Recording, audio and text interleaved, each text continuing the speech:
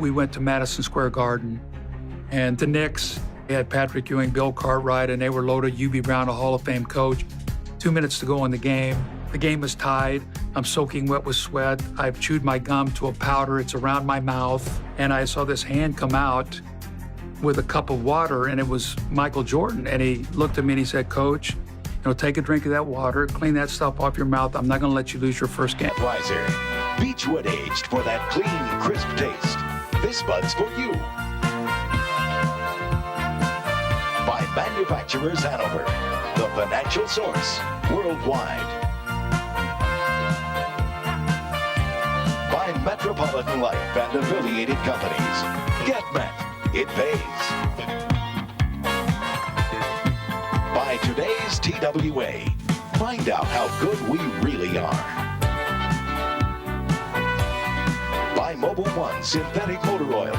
Mobil 1 protects your engine better than any conventional motor oil. And by your local New York, New Jersey, and Connecticut Ford dealers.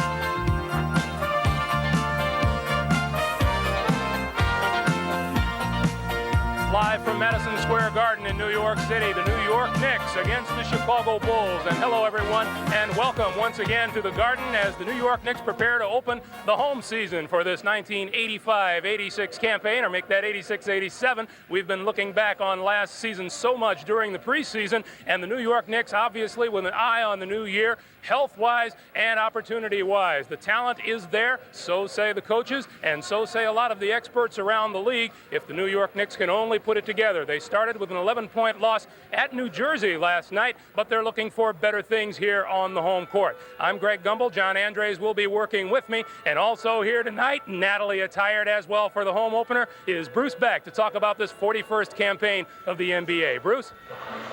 Thanks, Greg, and hello again, everyone. Welcome to New York Knicks basketball for the upcoming season. Well, it's hard to believe, but the NBA's 41st campaign is underway. And if you don't have a scorecard, you probably are still trying to catch up on all the changes that have transpired during the summer months. First of all, let's get you caught up on the coaching situation. 6 teams have new skippers. 2 of the coaches were head coaches last year. 2 were assistant coaches. 1 was a general manager, and 1 was a broadcaster. Let's take a look at the new list of 6. First of all, the man who exchanged the headset for a mini blackboard set is Doug Collins. He is now running the show in Chicago. The general manager who returns to coaching is Lenny Wilkins, who is now in Cleveland. The 2 assistant coaches who are now the head men are Mike Schuler, who left Milwaukee for Portland, and Bob Weiss, who left Dallas for the #1 job in San Antonio. The 2 veteran head coaches who have a change of scenery are Jack Ramsey, the second winningest coach in NBA history. He's now in Indiana. And George Karl, who was fired by Cleveland last year, but returns as the pilot of the Golden State Warriors. Now, in addition to coaching changes, there are a lot of new players in the league this year, thanks to a quality collegiate draft in 1986. Let's take a look at some of the best performances of last night in the debuts for some of the rookies in the upcoming season. First, the best performances, Chuck Person of the Indiana Pacers. 17 points off the bench. He had 9 rebounds. Johnny Dawkins of the San Antonio Spurs. 16 points off the bench on 8 of 17 shooting. Kenny Walker of the New York Knicks. 14 points, 5 rebounds. Mark Allery of the Denver Nuggets out of Duke. 12 points on 5 for 6 from the field. Certainly auspicious beginnings for some highly regarded rookies. Now, in addition to new faces, there are many NBA veterans in new places. And as the season began last night, they let it be known that the uniform has changed, but the talent remains. Moses Malone has moved from Philadelphia to Washington. Last night, 23 points, 10 rebounds. Jack Sikma now resides in Milwaukee. He had 10 points and a game-high 14 boards. Adrian Dantley off to a great start in Detroit with 33 last night. Dale Ellis, an impressive 23 for Seattle on 9 of 14 shooting. And Derek Smith, 19 points for Sacramento. Now, as far as the New York Knicks are concerned, they added a new face on Thursday to help bolster the front line. They acquired 7-foot Jawan Oldham from the Chicago Bulls for a first-round draft choice and future considerations. The draft choice is the first-round pick that the Knicks acquired from Denver in the deal where they sent Darrell Walker. So if you look at it full circle, the Knicks got rid of a player they really didn't want in Darrell Walker, and they acquire a 7-footer in Jawan Oldham. Now in Oldham, they get a shot blocker for the second unit and a pretty fair insurance policy for the oft-injured Bill Cartwright. Jawan Oldham is 29 years of age.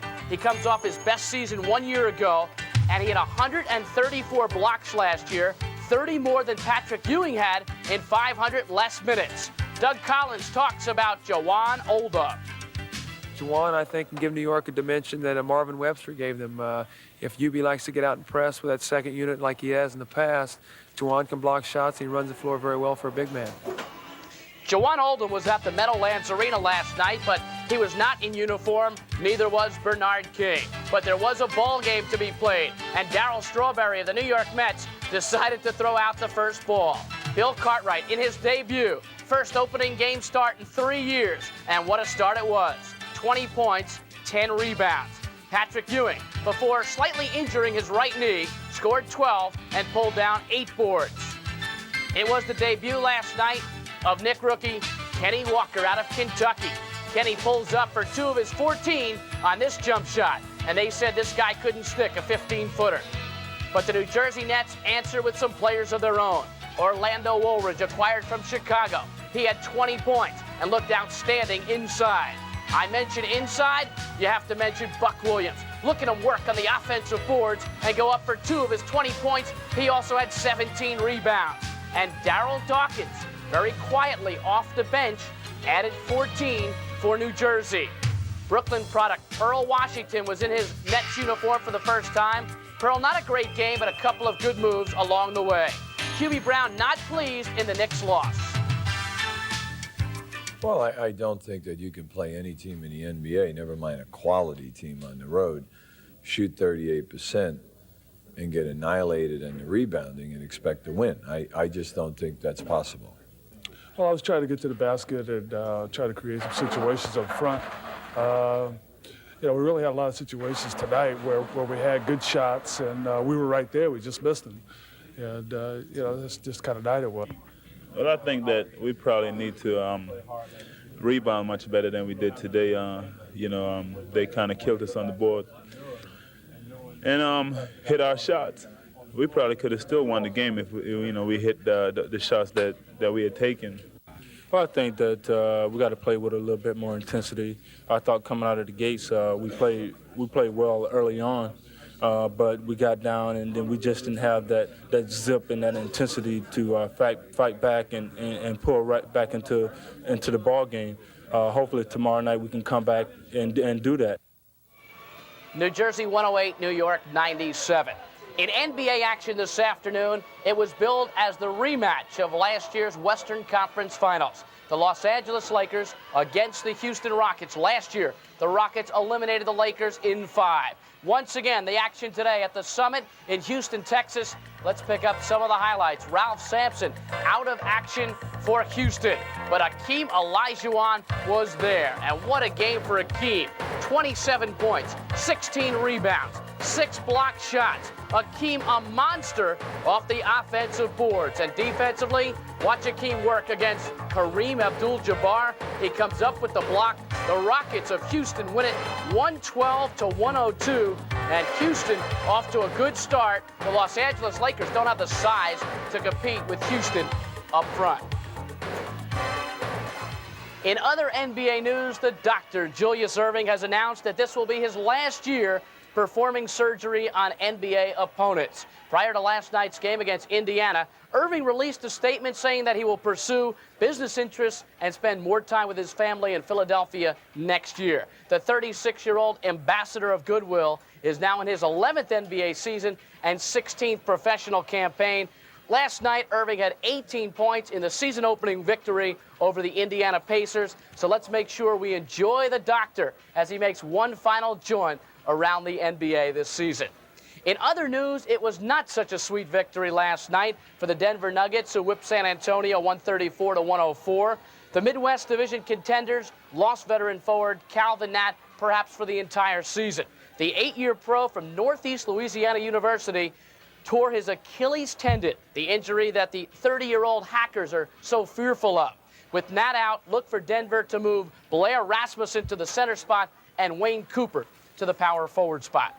Well, the most intriguing news story of the past week involved the world champion Boston Celtics. The club's 3 principal owners were given the green light by the NBA to take on some new owners. In the first deal of its kind, the owners will sell 40% of the team to the public. It's kind of interesting because imagine a 10-game winning streak and the stock goes up. A loss at home, the stock goes south. An injury to McHale, a stoppage of trading. And if the Celtics end up on the NASDAQ exchange where you're allowed a 4-letter symbol, it might just be simple to say B-I-R-D, Bird.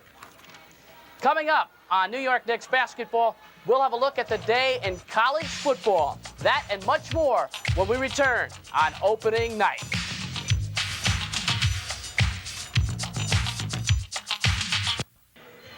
The Chicago Bulls are a new-look team. That is the understatement of the year. The club has undergone wholesale changes, with the first move being up at the top. Coach Stan Albeck was fired after last season and was replaced by the former star of the Philadelphia 76ers and the color commentator for CBS Sports, Doug Collins. Collins becomes the 9th head coach of this franchise, and his task to build a winner is not going to be an easy one. Consider these changes. First of all, the list of the players who have departed. Orlando Woolridge, the veteran free agent, was signed by New Jersey. Jawan Oldham traded to the Knicks on Thursday for a first-round draft choice in 1987. Sidney Green dealt to Detroit for forward Earl Cureton. George Gervin, now playing in Italy along with Bob McAdoo, and Kyle Macy shipped to Indiana for 2 second-round draft choices. The new Bulls include guard Steve Coulter, acquired in a draft day trade with Portland. Center Granville Waiters, picked up last week from Houston. Forward Earl Cureton, who was part of the aforementioned Sidney Green trade. Guard Elston Turner, who played with Denver last season and signed as a free agent. And first-round pick Brad Sellers, the 7-footer from Ohio State, a small player playing in a big player's body. Now, with all the changes, Coach Doug Collins will really have to do a lot to mesh this club together, and he will have to find some offensive firepower. I don't know where he's going to look. One place he has to look is with Charles Oakley, who was vastly improved. But we talked to Doug Collins earlier today, and we said to him, you've got all these changes. You've given up players. You've brought players in. How are you going to put it together? How are you going to mesh this year's Chicago Bulls? Well, hopefully the upsides are a healthy Michael Jordan for 82 games. I think that Charles Oakley, being a second-year player, should be improved over last season. I think we've added a couple players who will give us a different dimension. I think we're a quicker team than they were last year. Obviously, one of the downsides is that we've lost a lot of scoring, so some guys who have not scored in their careers are going to have to look to add a little bit of punch in the lineup. So say probably that we're a quicker, probably have better chemistry, but probably not the capability to score. Now, I mentioned Charles Oakley. Offensively, the man from Virginia Union University has to come on. But one guy who may have to average over 40 per game for this team is Michael Jordan. Jordan, the electrifying player. He had a terrific year last year in the playoffs. Remember, Michael Jordan broke the left foot and played very limited last year, only 19 games overall. But he came back for the playoffs, and he was brilliant against Larry Bird and the Boston Celtics, despite the fact that the Chicago Bulls went down to defeat.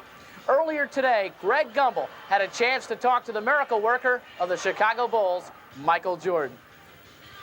Michael, with your enthusiasm, I don't know anybody who is more ready for a new season to begin than you are. I'm very anxious for the season to begin. Last year I got cheated a little bit, and I got a little taste of it at the end of the season. So, I've been waiting through the summer for the season to begin. Did you play on that foot all summer long? No, they didn't want me to play at all. They didn't want me to risk re-injuring the foot. So, I agreed with that, and I just stayed away from it. And I started back working out a week before training camp. So, I'm really psyched for the season.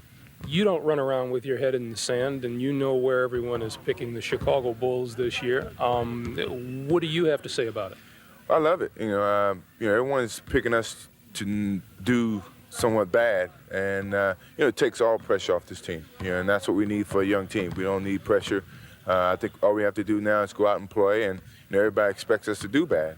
But, I think we're still a good basketball team, and we can surprise a lot of people. Given the fact that you aren't overloaded with talent, how do you figure the trade of Juwan Oldham? Well, Juwan was ready to leave. He and the front office didn't get along well, and, sometimes that affects you mentally. So he really couldn't get into the season or get with our team mentally.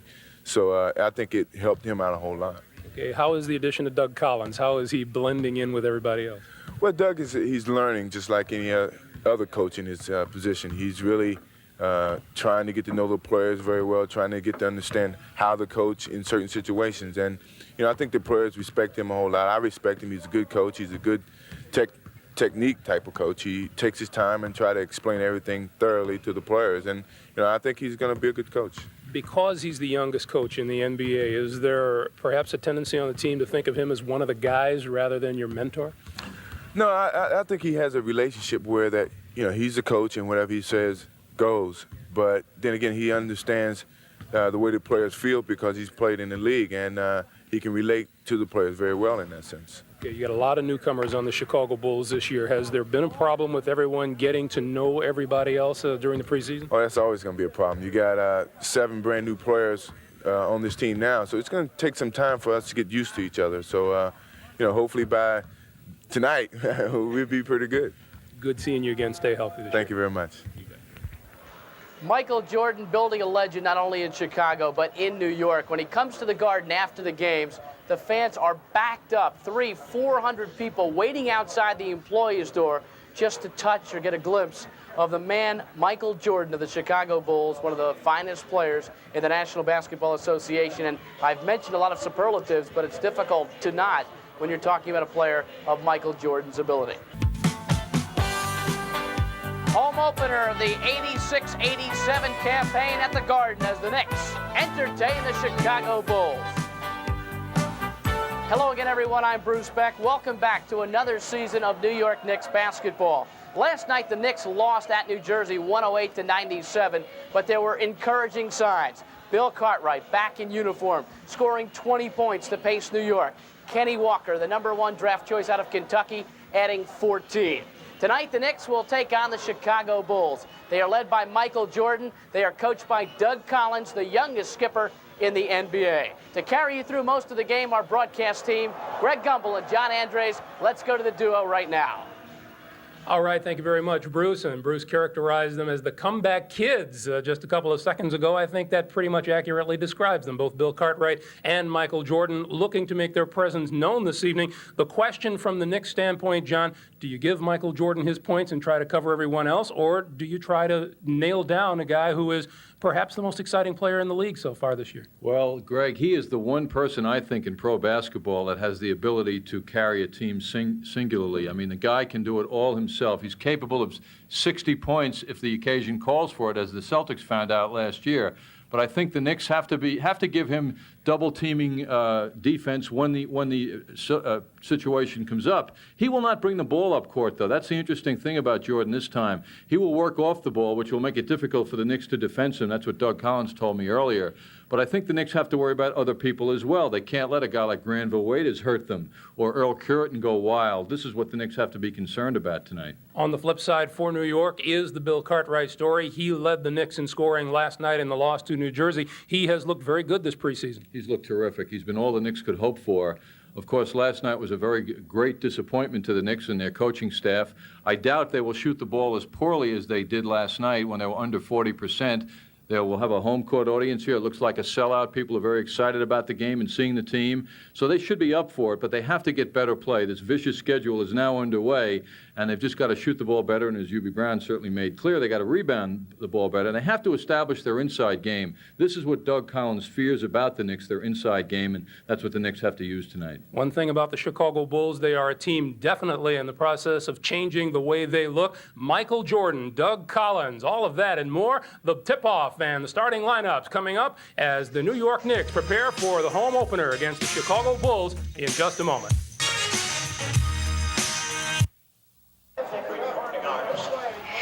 Welcome back to the Garden. Shannon will now lead us through the singing of our national anthem. Good evening, everyone.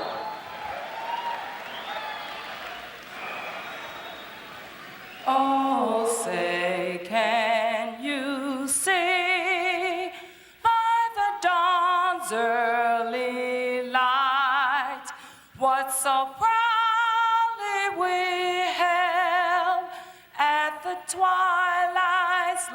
eyes gleaming, whose broad stripes and bright stars through the perilous fight, all the ramparts we watch were so gallantly streaming, and the rockets red glare, the bombs bursting in air, gave proof through the night that our flag was still there. Oh, say does that star-spangled banner yet wave? All the land and of the free and the home of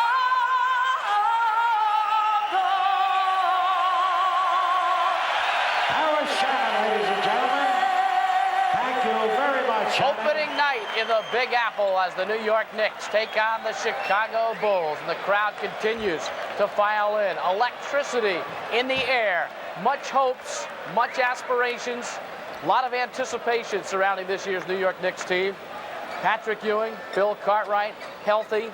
Pat Cummings recovering nicely from the injury, and John Condon will tell us all about it in the introduction of the starting lineup. Most famous arena.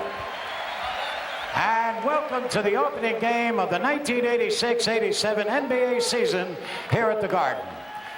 In tonight's first game, it's the Knicks against the Chicago Bulls, and here are the starting lineups. For the Bulls, at the forwards, number 25, Earl Curitan.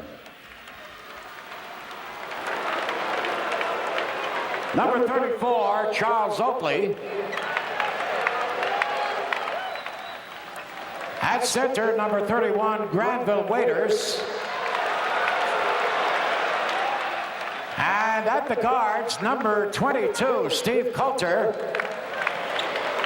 And number 23, Michael Jordan.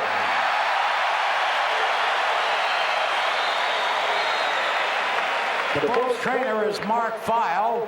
The assistant coach is Gene Littles and Tex Winters. And their head coach, Doug Collins. And now here they are, the New York Knickerbockers.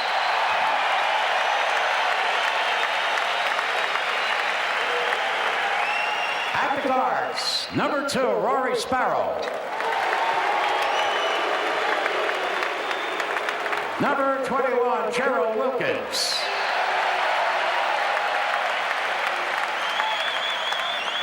At the forwards, number 34, Kenny Walker.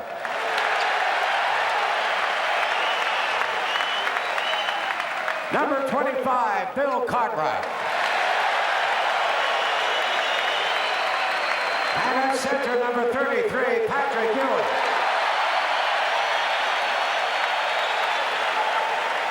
On the Knicks bench, unable to play because of an injury, Bernard King. And let's welcome the newest Knick, Jawan Oldham. The Knicks trainer is Mike Saunders. The assistant coaches Bob Hill and Brendan Malone. And the head coach, Hubie Brown. The officials, Dennis Salvador. And we are about ready to tip off the home opener. Officials for tonight's game, Joe Crawford and Bennett Salvatore. And there you see the starting lineup. And the Chicago Bulls, John, certainly with some changes from a year ago. That's a brand new team, all right. Charles Oakley is a very key man to this team, a vicious rebounder and a good 15-foot type shooter, Greg. And he's going to be a challenge for the Knicks, keep him off the boards. He's a guy who I think could lead the league in rebounding someday. He's that good a rebounder. Oakley and Curitan up front. Curitan, who was last year a Detroit Piston, averaged 8.6 points a game and averaged 7.7 for the Bulls in the preseason. Interesting to see how they match up on the front line. The Bulls 3-5 in the preseason, 30-52. A year ago, and the opening tap goes to Bill Cartwright and Gerald Wilkins on the drive and rejected by Michael Jordan.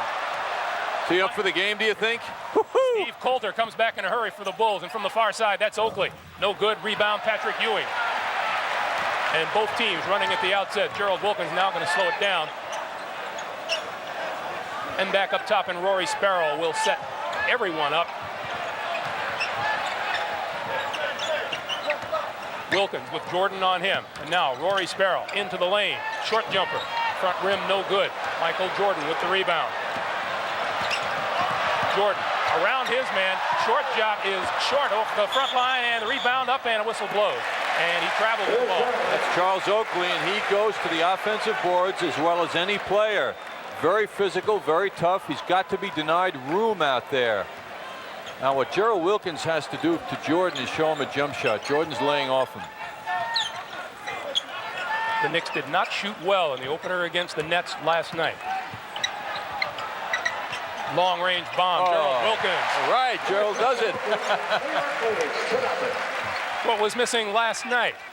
It sure was, Greg. They were shooting very poorly. It was a bad game all around for the Knicks. Steve Coulter, who spent last year with the Portland Trailblazers. Earl Curitan, the ex-Piston. And this is Jordan. Gerald Wilkins on him. He has his hands full. Jordan can't get the shot away. This is Curitan. And Curitan ties the game at 2 apiece. Interesting to see how Patrick Ewing will react to tonight's game now after that injury-marred game last night. Joe Crawford blows the whistle before Ewing can get his move off, and the foul is called by Steve Coulter. That's his first personal foul on Steve Coulter. Greg, I would say Patrick has enough protection around his knees, wouldn't you? And he certainly seems to be moving well. He's not favoring it. A little fear last night, hyperextension is what it was. Wilkins inside to Ewing, who works on Curitan. That shot is off and off of Granville Waiters, and the shot by Cartwright is rejected by Michael Jordan, and he has 2 blocked shots right off the bat. 2 more, and he'll lead the league in blocked shots. I mean, he's got 2 now. Just phenomenal, quick leaping ability. Wilkins travels with the basketball. A year ago, the Chicago Bulls opened with a victory over Cleveland, and Orlando Woolridge had 35 points and 12 rebounds. He scored 20 for the Nets last night over New York. That was a big game for Orlando. He didn't quite know how he'd fit in with the Nets. He certainly answered that question. This is Jordan to Oakley.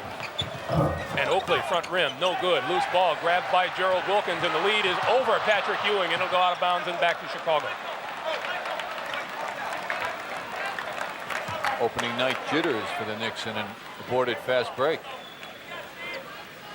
Steve Coulter, in his 3rd year in the league, 6'3" out of New Mexico State, 2nd-round draft pick of the Blazers back in '84. Doug Collins was telling me before the game he's better at 28-foot jump shots than he is at 10-foot jump shots. Jordan finds the open man, and that's Earl Curitan, and Patrick Ewing gets the block and the foul called against him. Let's have another look. Good look by Michael Jordan. Yes, very patient, very patient. And of course, Curitan hanging in the air very well. Ewing making a nice block, but committing that foul. Earl Curitan shooting 2. Everyone, of course, is anxious to see Michael Jordan score and take his shots. But naturally, it's much better for the team if he spreads the ball around and shares it. And it will also make the defense think about other people and open up Michael for future shots. Loose ball comes out to Steve Coulter, and Joe Crawford calls the loose ball foul. Loose ball foul is charged against Charles Oakley. Charles Oakley draws his first personal. There you saw first-year coach Doug Collins, the youngest coach in the NBA. Wilkins looking inside, doesn't get Kenny Walker, and tries to get it to Patrick Ewing. Granville Waiters with the save, and here comes Michael Jordan.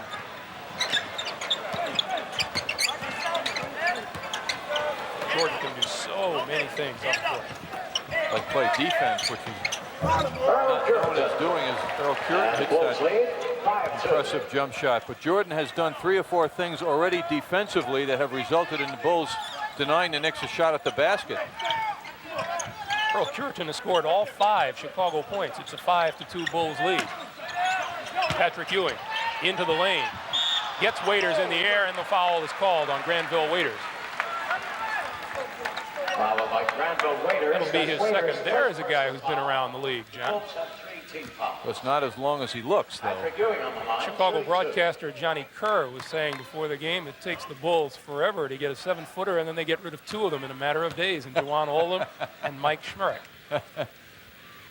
Mike's smirk, I thought, was going to have a big future with the Bulls. I remember last year, Jerry Krause, their general manager, telling me all the summer plans they had for him to work hard and get a lot of playing time, and he injured himself pre-summer workouts and never made the recovery back, so they dropped him, and he didn't get a chance to work and improve his game.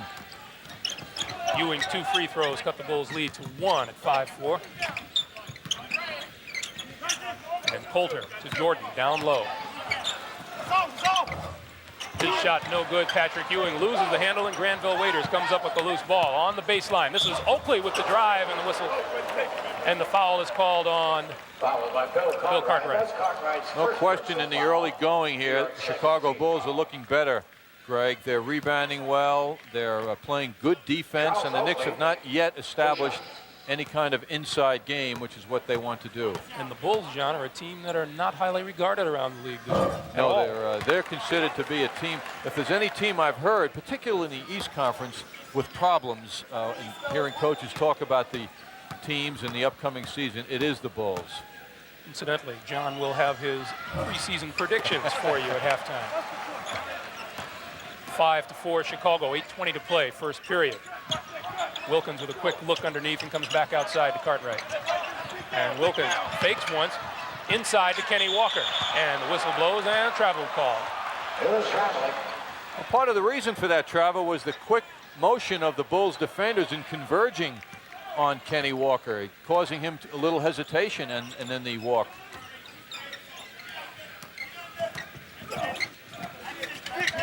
Ewing covering Oakley. And this is Oakley from long range. Not bad for a guy about 260, huh? He is said to be a monster on the board.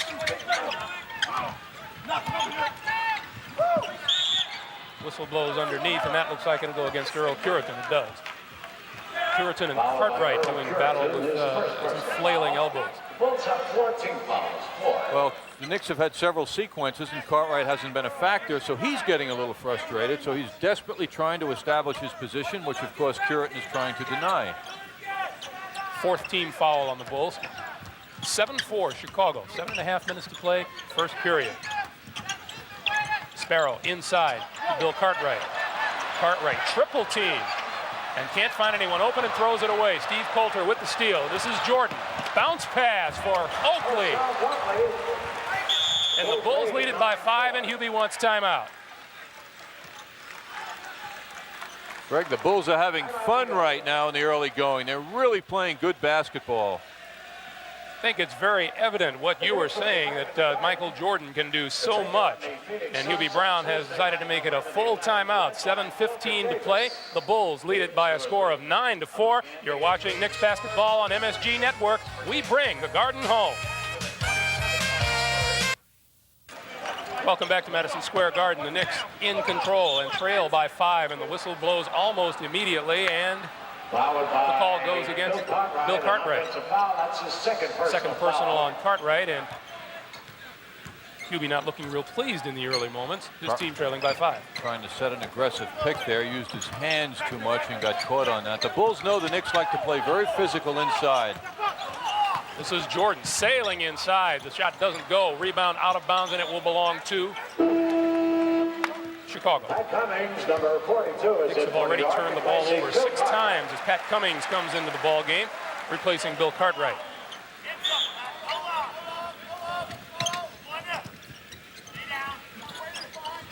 Jordan to Coulter, and Oakley casts off from long range and hits.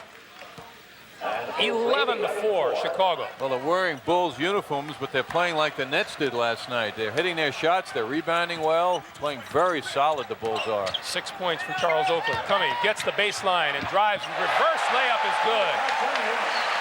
That's the move we saw against the Los Angeles Lakers here in that exhibition game, Greg. Pat Cummings coming off the bench to provide some immediate spark. And again, the Chicago lead is 5. Whistle blows, and the foul will go against Oakley. Oakley setting a pick with his hands, using his arms a little too much and trying to get his offensive teammate free. Coming into the ball game is the rookie from Ohio State, 7-foot Brad Sellers, the only draft pick by the Bulls to stick this year. He was their number 1. Big surprise that the Bulls went for him and not Johnny Dawkins. Tip away. This is Jordan.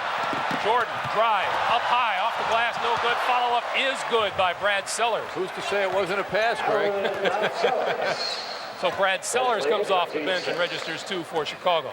It's 13-6 Bulls with 5:40 to play here in the first. Kenny Walker, far side, can't get free, and illegal defense is going to be called against the Bulls, their first warning.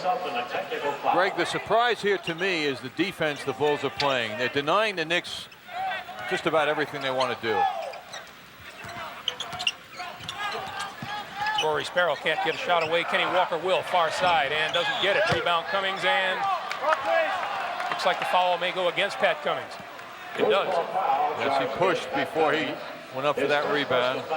Sometimes a player does that and doesn't realize he's doing it. It's a reflex. Get rid of that guy in front of me, and you do it with your hands, and many times you don't even know it. 13-6 Chicago by 7. And Sellers with a long-range jumper spins it around, and it comes out. And loose ball comes to Rory Sparrow, and here come the Knicks.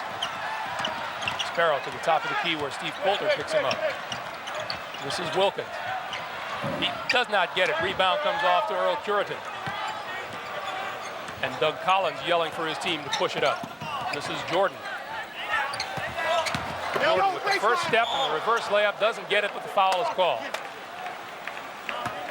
He demands double, triple coverage, and he can still jump over people. This is the frustrating part of trying to guard the great Michael Jordan. Greg, one of the other things the Knicks are not getting, which they didn't get last night, is any offensive rebounding. It's amazing to see Patrick Ewing on the court for the 7 or so minutes he's been out here, 8 minutes, and you just don't feel him yet. He has not established himself in this game in any way. Granville Waiters has effectively boxed him away from the basket. Bruce Beck mentioned in the pregame that incredible game last April. Michael Jordan, 63 points against the Boston Celtics in a losing effort, 135-131. Jordan was 22 of 41 from the floor and 19 of 21 from the free throw line. And there is a whistle underneath.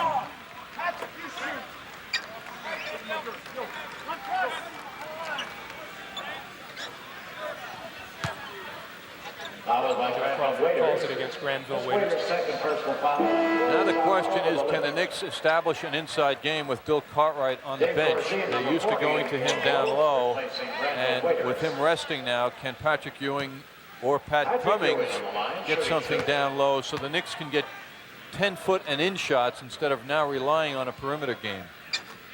Ewing hits the first. You saw Dave Corzine come in, the latest sub for Chicago. He replaces Granville Waiters. Corzine, the starting center for the Bulls most of last season. And Ewing gets them both. 15-8 Chicago. Bulls' problem in preseason has been getting any scoring off their second unit, and that's what they look for Corzine to do. This is Coulter. Long three-point attempt is no good. Rebound up and not good, and tapped again by Curitan. No good. Here come the Bulls. The Knicks 3-on-3. Gerald Wilkins back out to Rory Sparrow, who will drive into the lane and put it up left-handed. Doesn't get it. Cummings all alone. And Wilt County traveled with it. And obviously Pat Cummings disagrees.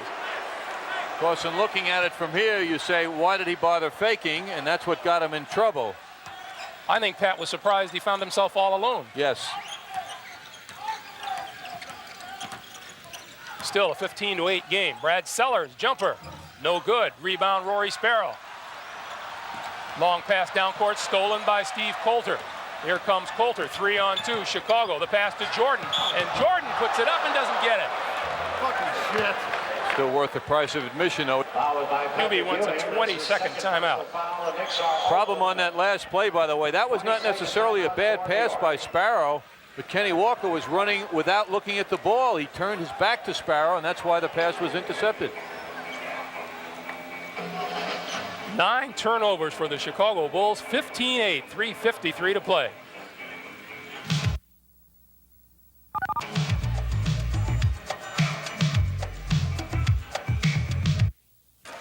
Welcome back to Madison Square Garden. The Knicks in control and trail by 5, and the whistle blows almost immediately, and the call goes against Bill Cartwright. Second personal on Cartwright, and QB not looking real pleased in the early moments. His team trailing by 5. Trying to set an aggressive pick there, used his hands too much and got caught on that. The Bulls know the Knicks like to play very physical inside. This is Jordan sailing inside. The shot doesn't go. Rebound out of bounds, and it will belong to Chicago. Cummings, number 42, Knicks have already turned the ball over 6 times as Pat Cummings comes into the ball game, replacing Bill Cartwright.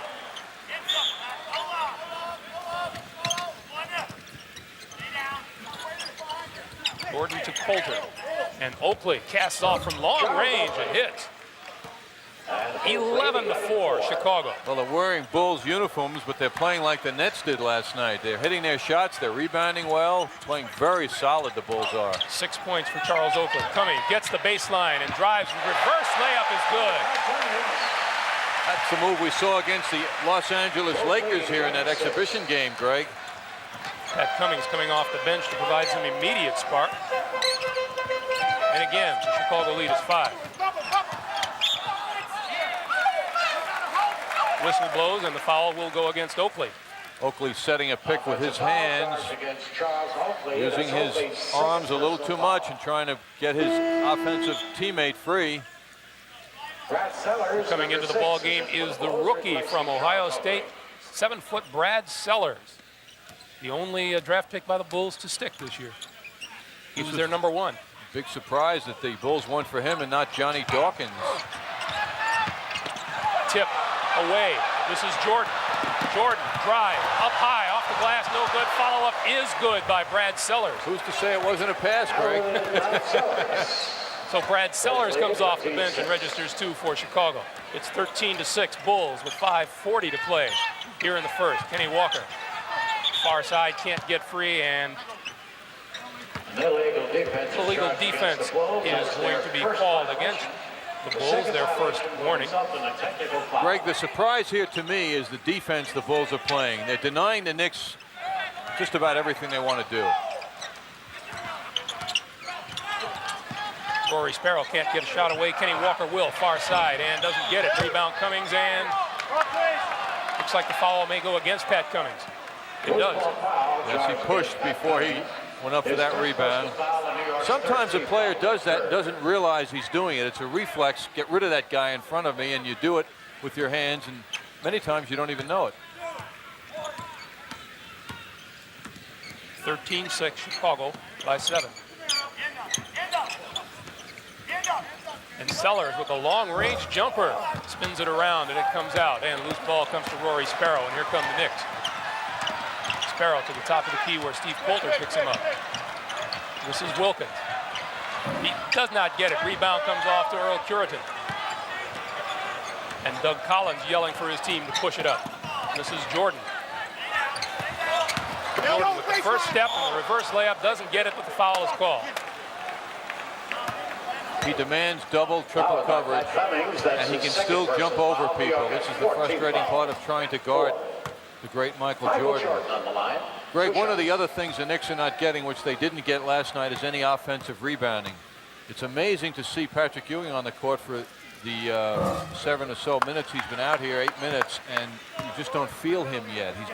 He has not established himself in this game in any way. Granville Waiters has effectively boxed him away from the basket. Bruce Beck mentioned in the pregame that incredible game last April. Michael Jordan, 63 points against the Boston Celtics in a losing effort, 135-131. Jordan was 22 of 41 from the floor and 19 of 21 from the free throw line. And there is a whistle underneath.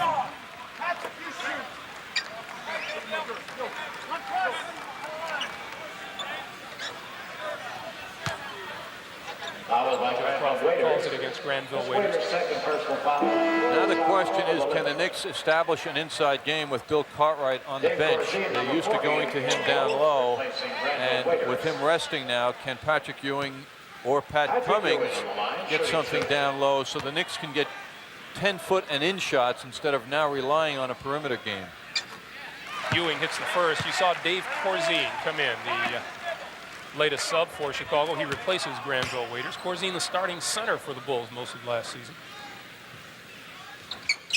And Ewing gets them both. 15-8 Chicago.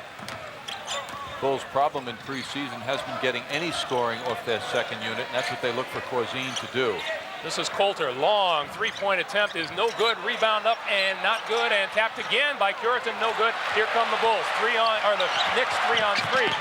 Gerald Wilkins back out to Rory Sparrow, who will drive into the lane and put it up left-handed. Doesn't get it. Coming all alone. And Wilt County traveled with it. And obviously Pat Cummings disagrees. Of course, in looking at it from here, you say, why did he bother faking? And that's what got him in trouble. I think Pat was surprised he found himself all alone. Yes. Still a 15-8 game. Brad Sellers, jumper. No good. Rebound, Rory Sparrow. Long pass down court, stolen by Steve Coulter. Here comes Coulter, 3-on-2, Chicago. The pass to Jordan, and Jordan puts it up and doesn't get it. Fucking shit. Still worth the price of admission, though, even though he missed it. Newby wants a 20-second timeout. Problem on that last play, by the way, that was not necessarily a bad pass by Sparrow, but Kenny Walker was running without looking at the ball. He turned his back to Sparrow, and that's why the pass was intercepted. 9 turnovers for the Chicago Bulls, 15-8, 3:53 to play.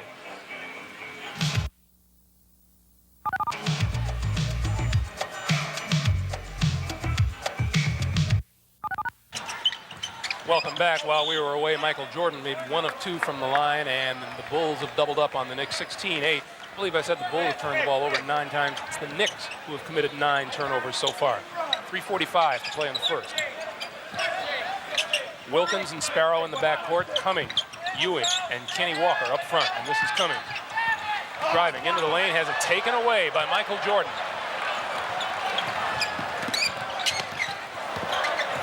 Jordan working on Rory Sparrow and then kicks it back outside. And this is Coulter with the long-range jumper. He doesn't get it, and the rebound comes off to Rory Sparrow. Knicks have made Chicago go to a perimeter game now, and they're missing.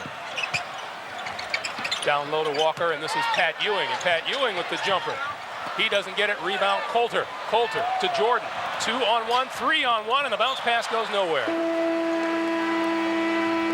Louis Orr into the game to replace Kenny Walker now.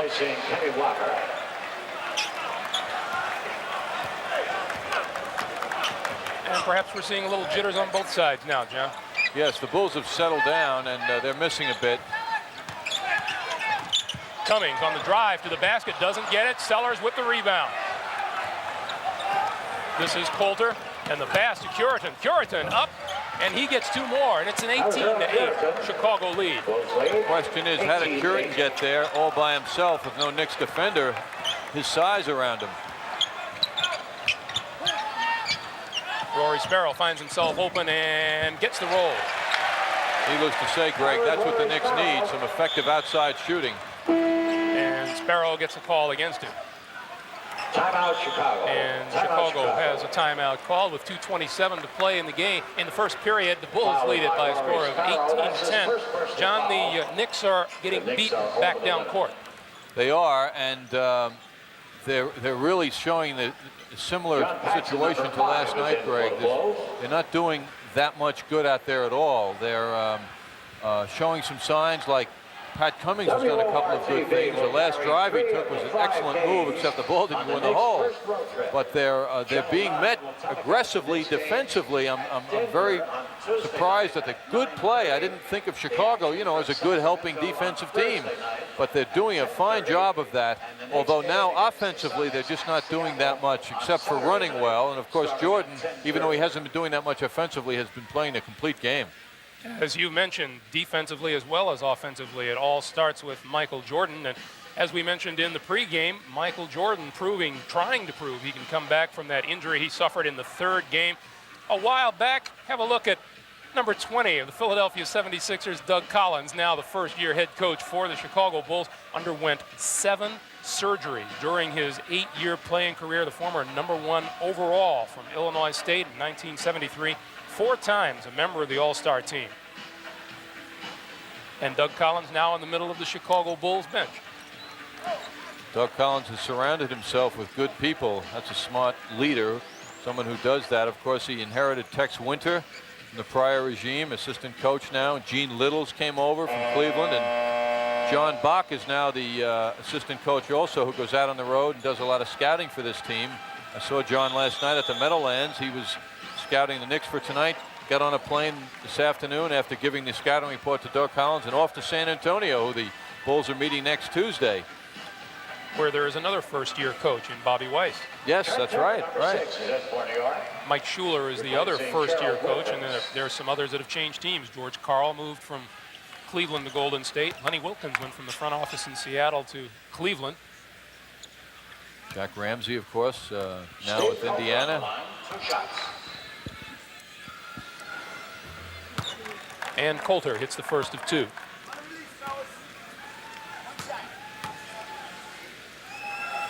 The Bulls building themselves a little bit of a bulge. It is now a 9-point lead, and they grab the offensive board.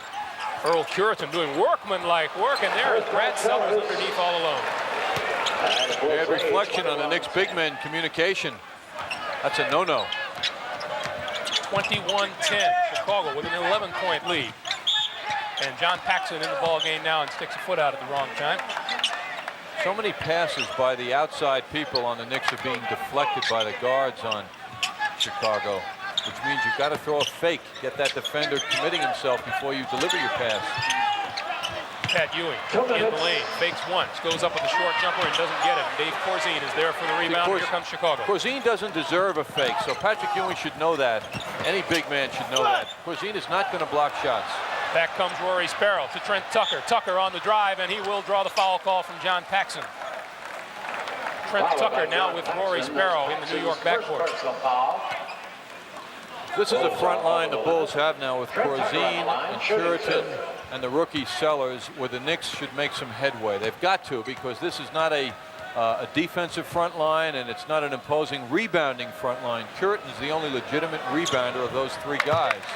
So Pat Cummings and Patrick Ewing have got to take advantage of that situation. A couple of Knicks that fans would love to see in uniform, not too distant future. On the left is Juwan Oldham and Bernard King on the right. Trent Tucker makes it 21-12 Chicago lead. And with the press in the backcourt, Coulter. And back over to Brad Sellers, and Sellers into the front court to Earl Curitan. About a minute and a half remaining first period now. Corzine, baseline to Curitan. Curitan, the turnaround, has it blocked by Ewing.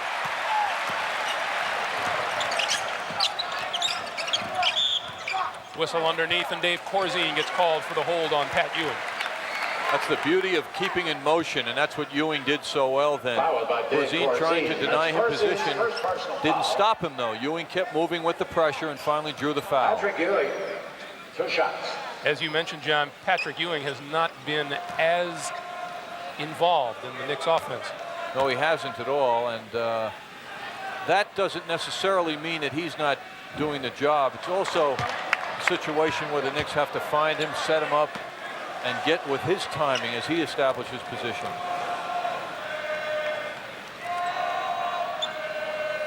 Ewing missed the first one, gets the second one. Ewing with 12 points, 8 rebounds against the Nets last night. This is the pressure we did not see in the Nets game last night. The Knicks are going to it now.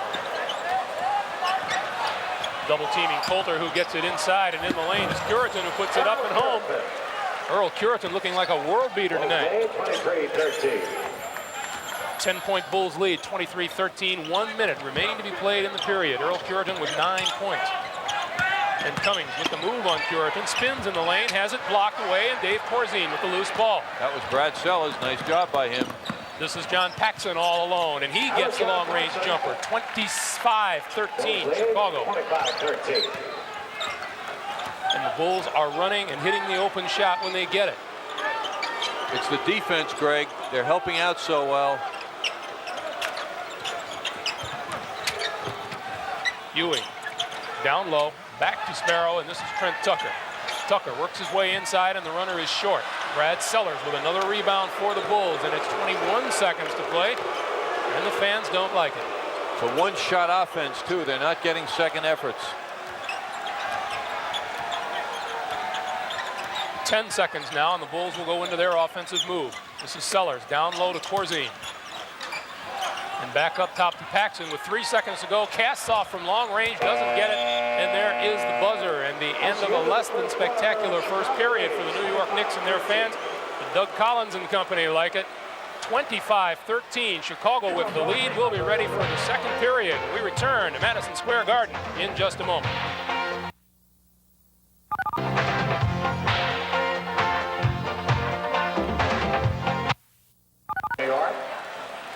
We invite you to join the Knicks on their West Coast swing beginning Monday night when the Knicks take on the Golden State Warriors. The action gets underway at 10:30 p.m. right here on Madison Square Garden Network.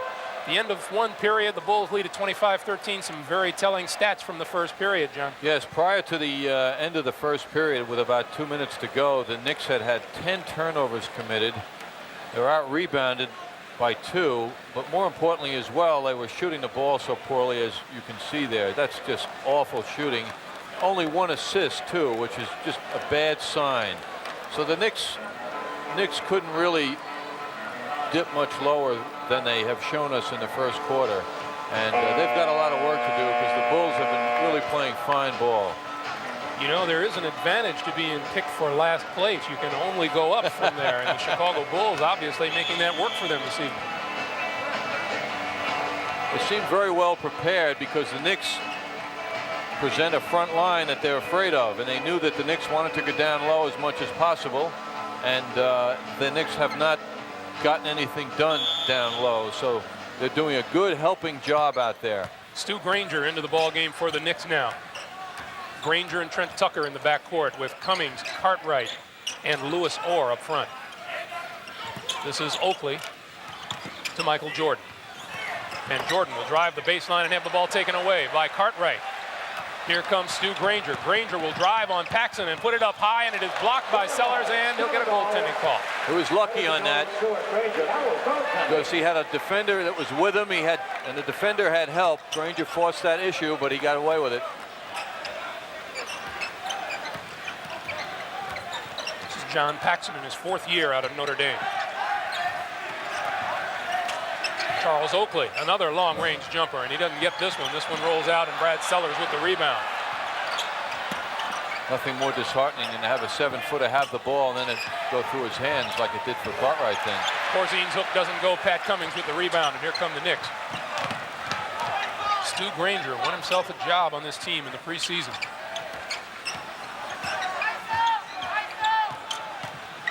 Working on Paxson down low to Cartwright, and the whistle blows, and the foul will go against Brad Sellers. It's very important for the Knicks now to have someone be able, Greg, to get the ball down low. That's what the Knicks have been unable to do in the early going. So maybe Granger can get some good passing into Cartwright, set him up properly, and that's, I'm sure, what Hubie Brown wants to see happen. The call against Brad Sellers is he is the man who caused an illegal defense. Whistle to be blown, and the free throw is converted, and it's 25-16. Chicago, and the Knicks get the ball. And here's Cartwright working down low on Corzine. His shot is no good. Oakley with the good position grabs the board. Paxson to Corzine, and it's picked off by Lewis Orr. Back comes Stu Granger, and down low to Cartwright and Trent Tucker from long range. He's got it. Nice pass out by Bill Cartwright. He's getting used to feeling the pressure and finding the open man. That's so important. 25-18, under 10 and a half to play first half. Chicago with the basketball and the lead. And this is Jordan. Jordan finds John Paxson wide open for the jumper, in and out.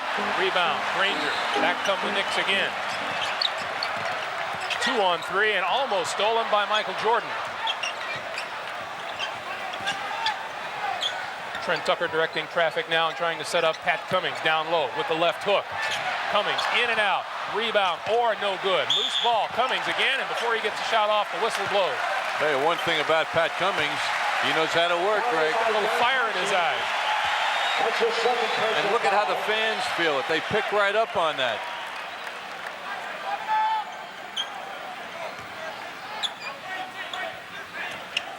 Knicks appearing to work a little harder, both on offense and defense now. This is Cartwright, down low. His short jumper is good. What the Knicks have done is isolated Cartwright down low, which makes it easier also to get the ball into him. Granger doing a nice job at that. Knicks have cut the Bulls' lead to 5 at 25-20. This is Paxson teaming with Jordan in the backcourt. Up front, Corzine, Sellers, and Charles Oakley. And this is Oakley. Top of the key front rim, no good. Sellers rebounds, and he gets it. The value of second shots at the basket. 27-20. Brad Sellers looks very quick and very nimble around the basket. Likes to shoot the jump shots. People say, though, early now in his career, he's very soft. Does not like to rebound, does not like to be touched on the court. Michael Jordan a little upset with the foul called on him as he tried to fight his way through a pick. That's his first personal foul and Bill's second team foul. Stu Granger with the ball shouting instructions, and we'll go one-on-one with Paxson. Looks down low for Cartwright. He'll take the jumper instead. Back rim, no good. Jordan with the ball. Here he comes. 4-on-2 for Chicago. Paxson, bounce pass for the short jumper, no good by Sellers. Rebound, Pat Cummings to Granger. 3-on-1, and the pass over to Trent Tucker, and it is blocked by Brad Sellers. Comes back on defense to help out. Paxson back for Chicago. Michael Jordan, who will work for his shots. Trying to work his way inside, and he will draw the foul. He's unstoppable. Remember talking to Trent Tucker last year about guarding Jordan. He said the thing that you fear most about him is that he can just go right over you. And needless to say, he can go around you. But the worst feeling, I think, is when he goes over you. So you've got to have help when you're isolated with Jordan, as Tucker was on that play. Actually, if he doesn't make the basket, that's a bit of a victory. At least you make him earn the shots from the line. Jordan with his first attempt. Talked about how active Brad Sellers is. He has 6 rebounds already, John.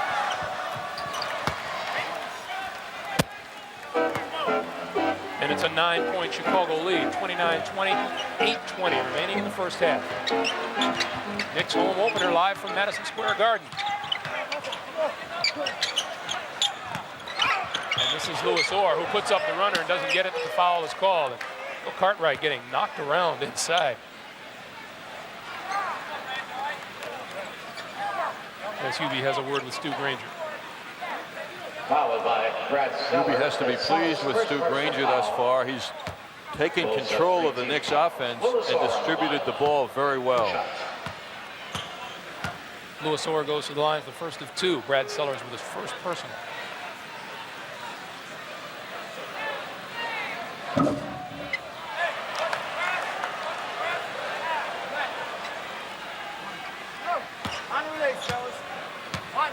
After a momentary spark, the fans get a little bit restless.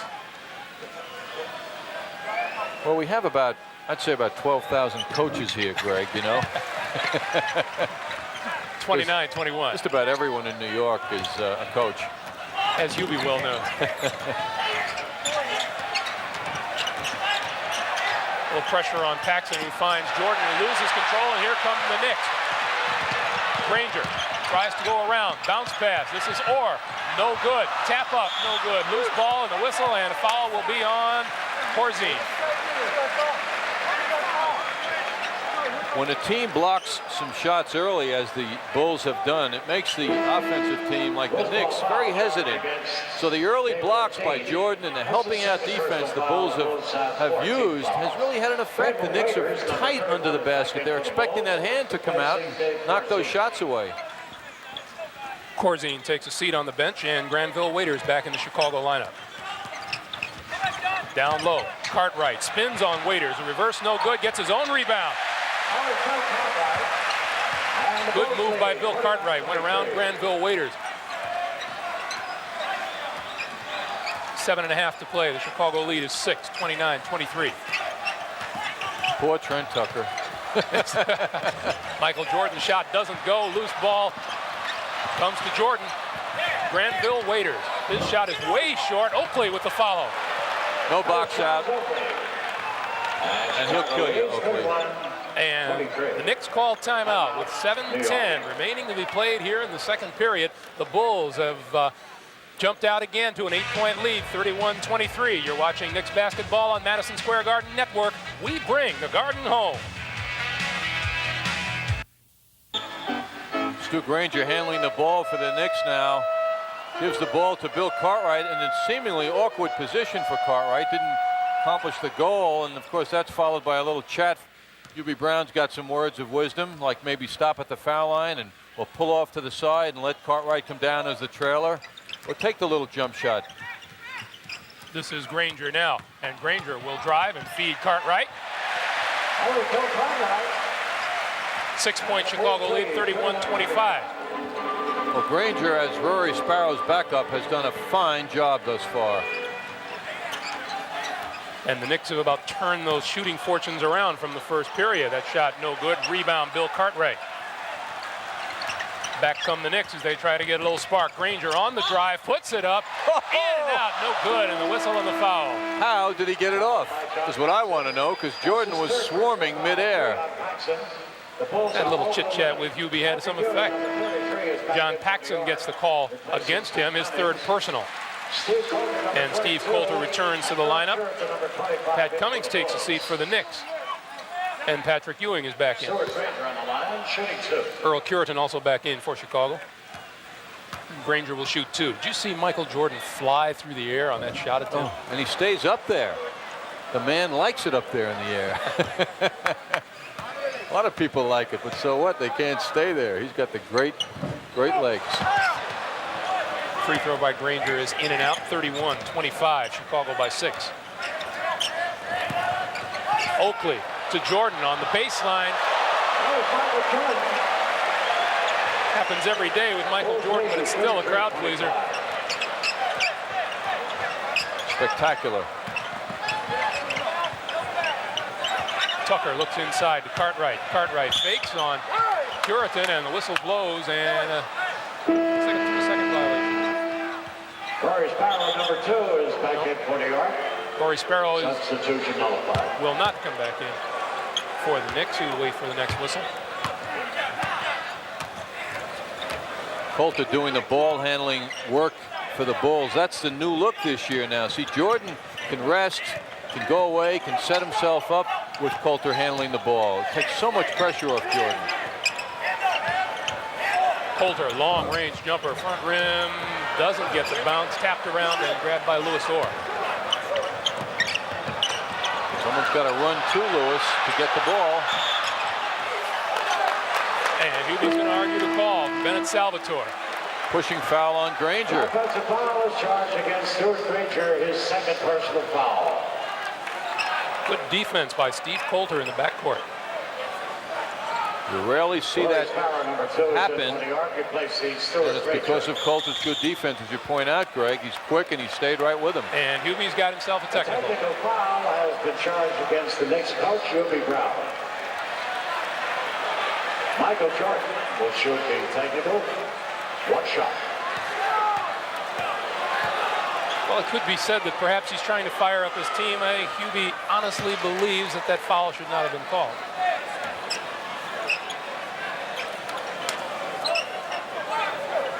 And it's 34-25, Bulls. Jordan with the jumper, doesn't get it. Tapped around. Billy Cartwright with the save. And that's Charles Oakley going flying along with Cartwright. The situation on that rebound where the Knicks had total control and position and they just couldn't make it easy. Everything they seem to be doing is difficult and tedious, you know. They're in such a staggered start here as they were last night, and they're in that period now as well. And some of the credit has to go to the Chicago defense. Sparrow trying to force it inside to Cartwright, and Jordan with the steal. This is Jordan with a quick step around his man, puts it up and scores. The one and only Oh, what a move Michael Jordan put on at the free throw line. Greg, the Knicks passing is not crisp enough. That's a real problem, and that's why those turnovers keep happening. Cartwright with the hook. Strong move. To the basket, too, not away from the basket.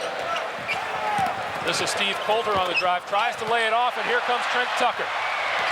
Tucker has Sparrow, gives it to him, puts it up high off the glass, no good, and the rebound does not count. The foul will go against Granville Waiters. Foul by Granville Waiters. That's his third. That's Waiters' third personal foul, his third. The Bulls are over the limit.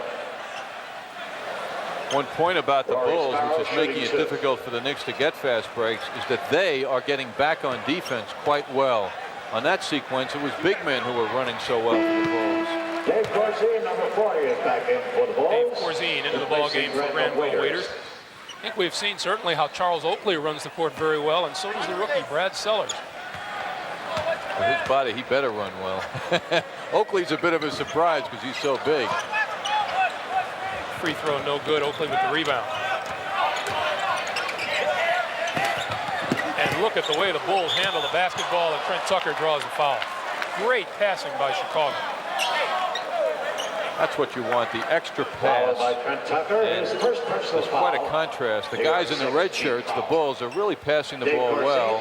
And the Knicks passing is very poor here in the first half.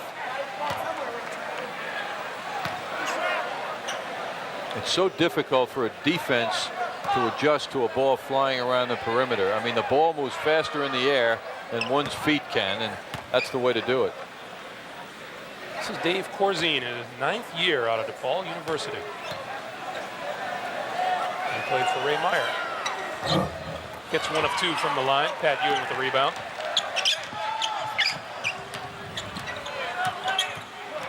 And Rory Sparrow will look for Patrick Ewing down low. Ewing, triple team, gets the shot away, and he travels. Bulls make Patrick go away from the basket, which is the ideal thing for the defense. You don't want the big man rolling in as Cartwright did moments ago. Now Patrick Ewing has to, when he gets that pressure, find the open man or take a step to the basket, not away from it. 4 minutes to be played in the first half, and the Bulls lead the Knicks 37-28. This is Jordan, jumper off the baseline, doesn't get the bounce, and the rebound comes off to Louis Orr. And despite his spectacular moves tonight, Michael Jordan is not shooting well from outside so far tonight. Ewing back out to Wilkins. Wilkins tries to drive the lane, puts it up, gets the bounce. And the Chicago lead is 7. You got to believe that Gerald Wilkins feels that he can run and jump with anybody, and he's starting to loosen up now. Even if it's Jordan in front of him, he's pretty quick himself. That was a nice move. Under 3.5 to play. Bulls by 7. And Steve Coulter looking to make something happen. He puts up the jumper and doesn't get it. Here comes Rory Sparrow. Sparrow must have a bunch of rebounds. He drives the lane, puts it up, gets the whistle, and it falls. That's what's called making it happen. Nice move by Sparrow. Once again, a very difficult shot because the Bulls' big men got back fast on defense. Rory Sparrow all by himself. Curtin in the picture there, Oakley in the picture, but Sparrow kept with the move and got the shot off nice and soft. Took the bump from Steve Coulter, who drew the foul. And Rory makes it a 3-point play, 3-11. And the Bulls' lead is down to 4 at 37-33 as the Knicks make a run towards the end of this first half.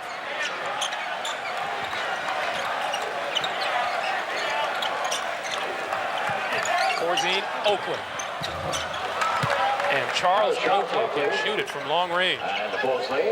When you're guarding Oakley, I would assume you just don't think he can do that, but there's a message because he's done it a couple of times, so he deserves more pressure out 15 feet.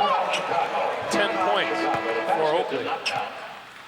And the basket does not count, and the Chicago Bulls with the timeout. 2:42 to play. The Bulls lead it by 6. We'll be back with more from the Garden in just a moment.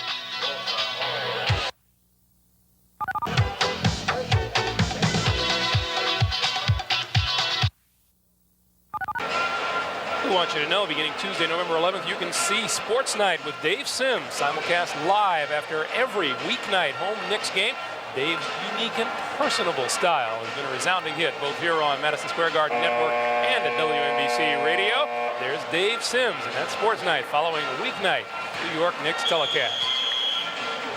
Dave the Hoopster. Super sport. Yes, he's wearing a sneaker. Told me before he'll be ready to hit the court in a couple of weeks. Sure, he just got off the crutches. He's waiting to get back onto the court. Giving us the Bernard King story, right? 2:42 to play, John. I sense a change in the style and the attitude of the Knicks, but it hasn't gotten them that much on the board because they're not getting back on defense. No, they're not, and yet there is some improvement out here. We see the Nets having some problems with Atlanta early. And Indiana looking for its first win under Jack Ramsey, leading Detroit by 3. Kenny Walker back into the game for the Knicks as Ewing sinks his first free throw. Knicks starting lineup out here again.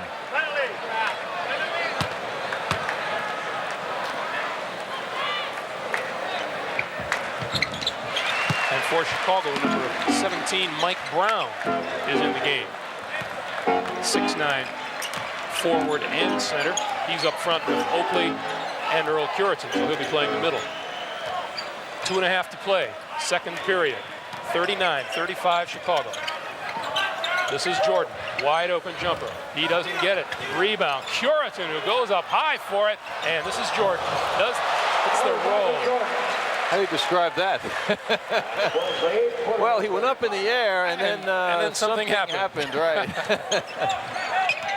But again, Michael does not have a shooting touch with him from outside anyway. Wilkins trying to find room. Back outside to Kenny Walker. Short pop, no good. And tries to crash the boards and goes over Charles Oakley's back. Walker put a lot of effort into that shot, and the defender had dropped off him. It appeared he had really put too much effort into it. Took some of the touch away. Jordan's message on that last play, by the way, was just because he's missing, don't think the play's over, because he follows his shot, so you've got to box him. Great rebound by Earl Curitan, too. Coulter to Jordan inside, and the whistle blows before the shot. Gerald Wilkins will draw the foul. Gerald lost track of where the ball was. He was so busy staying with Michael Jordan, and that meant the pass could get through to Jordan under the hoop without being deflected. That should never happen. Michael Jordan is as active without the basketball as he is with it.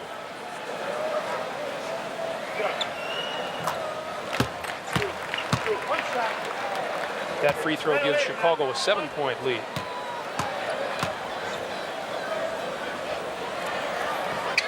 And Jordan has 14.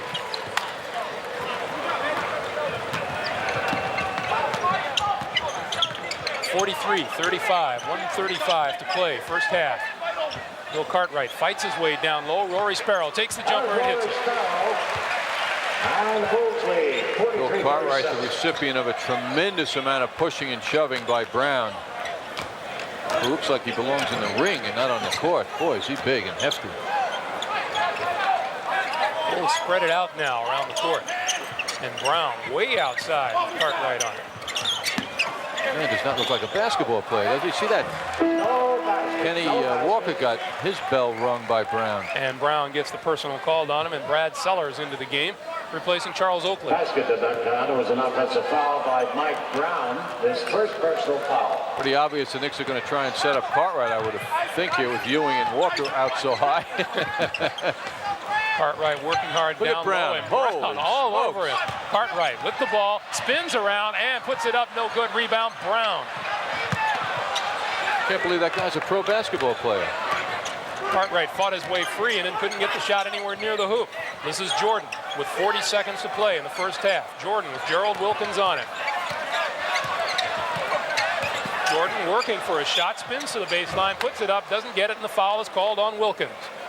You know, it's very difficult if you're Bill Cartwright to keep your poise with a Hulk lying on you like Brown. I mean, you just want to turn around and start throwing punches, I think, you know? Because he's just leaning on him like crazy. See if the Knicks keep going to him, though.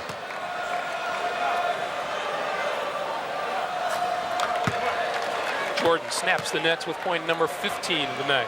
What a tribute to him, getting his points and yet he's not hitting. He's also not distorting the offense. Everyone is sharing the ball for the Bulls. 45-37, half a minute to play. Jordan resting. He knows Wilkins is going to shoot. Kenny Walker moving inside. Short jumper no good, and the whistle blows again. Followed by Mike Brown. That's on Mike Brown. Second personal foul. Kenny Walker on the line, shooting 2. Mike Brown, second personal, sends Kenny Walker to the line with 20 seconds remaining.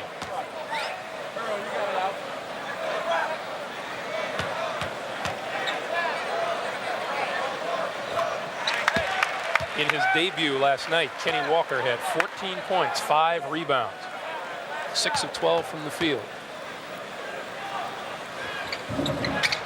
And he gets them both, 45-39. Doug Collins wants one shot from the Bulls. 11, 10 seconds, and the lob inside doesn't go, and Cartwright with the loose ball. 6 seconds. Here come the Knicks. Gerald Wilkins on the drive, lays it up, doesn't get it. Loose ball. Rory Sparrow with the short jumper, and it goes. Sparrow, one of the Knicks' best last-second shooters, did it.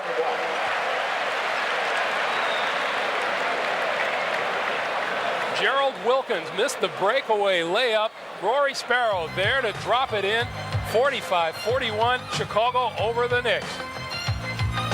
The home opener from Madison Square Garden continues in a moment. This game is brought to you in part by American Express. Don't leave home without it.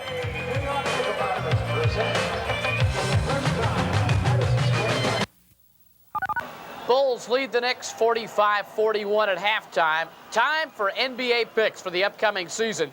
John Andres is ready with his fearless predictions. So let's go to Greg Gumbel and John Andres right now.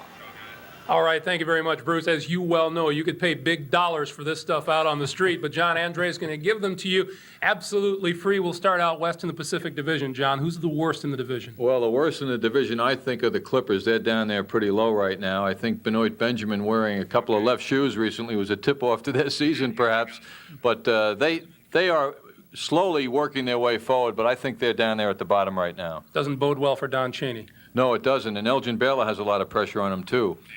Seattle next coming up. They made a lot of changes in the front, but I think their backcourt is a little too light right now, so they have a lot of work to do in the backcourt. All right, up next. Phoenix coming up strong, slowly, but they depend a lot on Bedford, who's out the first month with an injury, but they have some good players, and Walter Davis, of course, is back strong for them. And George Karl at Golden State. I think he's going to inject some defense into this team, and if they play some defense, their talent, their offensive players with Washburn and Mullen added now, should make them a lot tougher than they've been. I would think after that comes the Trailblazers. Yes, they have a lot of talent on this team. They have also Walter Berry, their #1 player. If he can prove he can rebound, this team could really be tough. And the LA Lakers at the top. I don't see any reason why they can't be at the top in that division. They're just too strong. They have superstars, 3 of them anyway in that lineup, and that should be enough to keep them up high. All right, now in the Midwest Division, of course, the Houston Rockets ruled the roost last year. Everybody else, though, appears to have improved themselves in that division, John. Yes, it's a very tough division, perhaps as tough as the Atlantic, maybe even tougher. But at the bottom, though, I think San Antonio will stay down there. I don't think their big man is going to keep them up high, and they need a lot of work out there on the front line. The rookie Johnny Dawkins led them in opening night scoring. They will have a great backcourt, no question about it. But to win big in the NBA, it's got to be up. It's got to be up high. Sacramento, of course, next. Also a lot of changes, but I think they have a lot of struggling.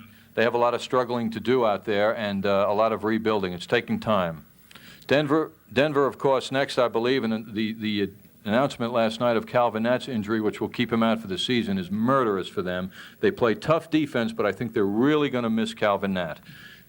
Dallas, I believe, is a team that's ready to make the big move finally after years of being a 500 team. And they have some good players out there, and they had a very good draft. And Mark Aguirre continues to get good and get better, rather. And, of course, Rolando Blackman, also an all-star. Utah, I think, is the big news in this division. I predict that they will do a lot better than people are expecting right now. They have a lot of talent on that team. Darryl Griffith is back. Kelly Tripucka coming off the bench. They have a thunderous front line, and I think that they should do well this year. And, of course, Houston, how can you not pick them to repeat in the division? They certainly can't be any worse than they have been in the certainly last year. I mean, they have to be better just by maturity. And the Houston Rockets registering an opening day victory this afternoon over the Los Angeles Lakers. Let's move on now to the Central Division. We're seeing one of the participants in the Chicago Bulls this evening. Well, oddly enough, the team I picked for the bottom of this division is leading the Knicks right now. The Chicago Bulls have a lot of work to do, although tonight I think they're playing as well as they can play, and you've got to give them credit, but I think in this division they're going to be on the bottom. Up a notch? Cleveland, a lot of changes on this team. They have a new coach in Lenny Wilkins, but it will take a while, and I don't think Brad Doherty will have a major effect on this team, the #1 choice this year. Indiana, of course, coming up, also new leadership with Jack Ramsey, a lot of changes, but it takes time to mature, and I think that's about where they'll be in the division. Detroit has improved themselves with 4 major additions up front, led by Adrian Dantley, but they don't have the ability year in and year out to stop other teams, and that's the only way you win divisions and win a lot of games.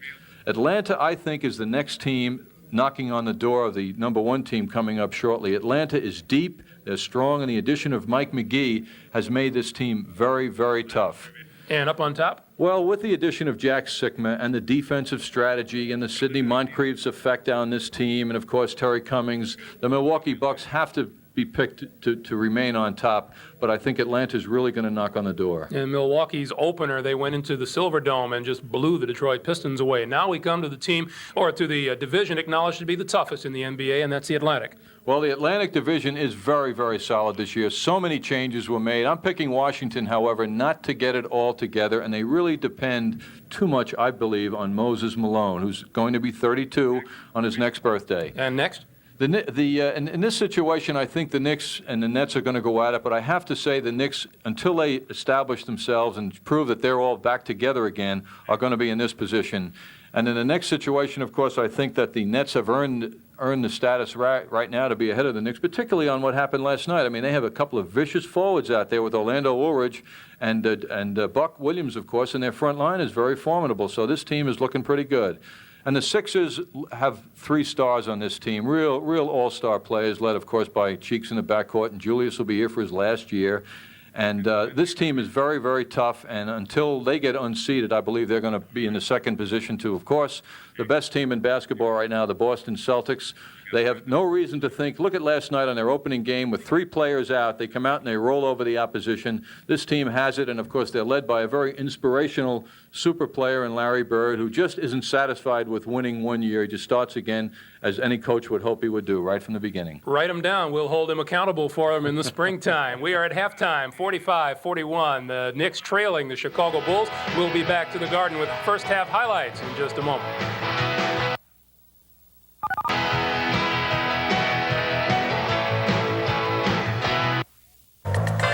The highlights are brought to you by Minolta, creator of the incredible Maxim Autofocus SLR system, only from the mind of Minolta. Charles Oakley worked the offensive boards well in the first half of play. Granville Waiters missing the shot. Oakley is there, powers it up, and in for 2 points. Michael Jordan was not on his game, but still had a couple of acrobatic baskets. Watch Michael working again inside, get the rebound, and do what he does best, get creative. That long step, the body control, and he lays it up and in. And Bill Cartwright of the New York Knicks doing a solid job, especially in the second quarter of play. 8 points for Cartwright in the second. Pretty spin move here for 2. Cartwright had 8 points, Sparrow 10 for New York. Jordan led the Bulls with 16. Greg Gumbel, John Andres, take it away, second half action. All right, thank you very much, Bruce. 11:50, the clock rolling just into the second period, second half, and this is Steve Coulter driving, and the shot is blocked by Patrick Ewing, but a foul is called. Foul by Patrick Ewing. And Ewing gets the call. As the score would indicate, John, low-scoring first half, and neither team is drilling the lights out here. The Chicago Bulls shooting under 35%. The New York Knicks shooting just 37% in the first half. Most unusual to see 2 pro teams shooting in the 30s for a half of play. I'm surprised at the Bulls. I thought they had shot better than that, but they got cold in that second quarter, and that's what really dragged them down. Also, their foul shooting below 70%. Knicks okay at 75%. Knicks started to come to life on the boards too. They were out-rebounded only by 2. It seemed like more than that, but their turnovers of 14, which they curtailed in the second quarter after 10 in the first quarter, really hurt them. On the drive, Gerald Wilkins loses it. Patrick Ewing comes up with it, fakes once, goes up, doesn't get it. Rebound Wilkins. Life is certainly easier for a team when they get some offensive rebounding. Bulls lead it by 4, 47-43. This is Earl Curitan to Coulter and back up top. This is Oakley on the drive, fakes once, puts it off the glass. And it will count. Tough move by Oakley. That's 6 out of 10 from the field for him for the game. Nice pick from Waiters. Of course, he gets rid of Ewing with that head fake. Meanwhile, Patrick Ewing is 0 for 4 from the field and 7 of 9 from the free throw line as Oakley completes a 3-point play and a 7-point Chicago lead at 50-43 with just over 11 minutes remaining here in the third. Kenny Walker 0 for 2 also in the first half from the field. A steal by Michael Jordan. Back comes Chicago and the lob to no one. Earl Curitan thought it was intended for somebody else. You have to keep your head up when you play with Michael Jordan. Michael also expected Curitan as a big man to move to the basket, which he did not do. That's where he threw the ball. The lob by Sparrow inside and a whistle and a foul on the play.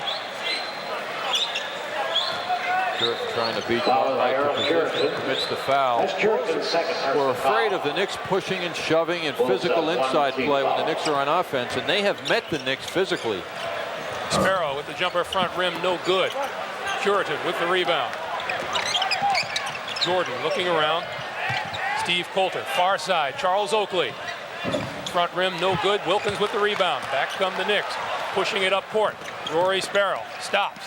15-footer. Rory Sparrow pulls the Knicks to within 5 at 50-45.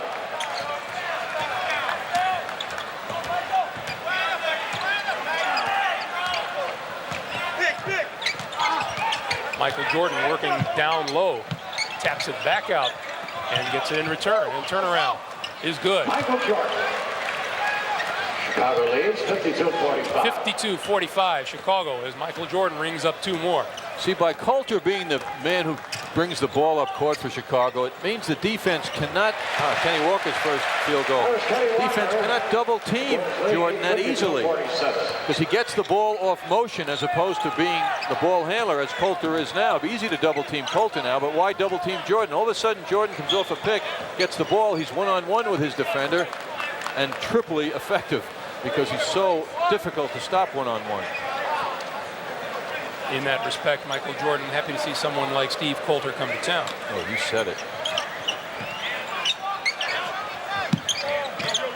That's how Boston contained him last year in the playoffs. They doubled him up after a couple of games. They realized they had to put double coverage on him.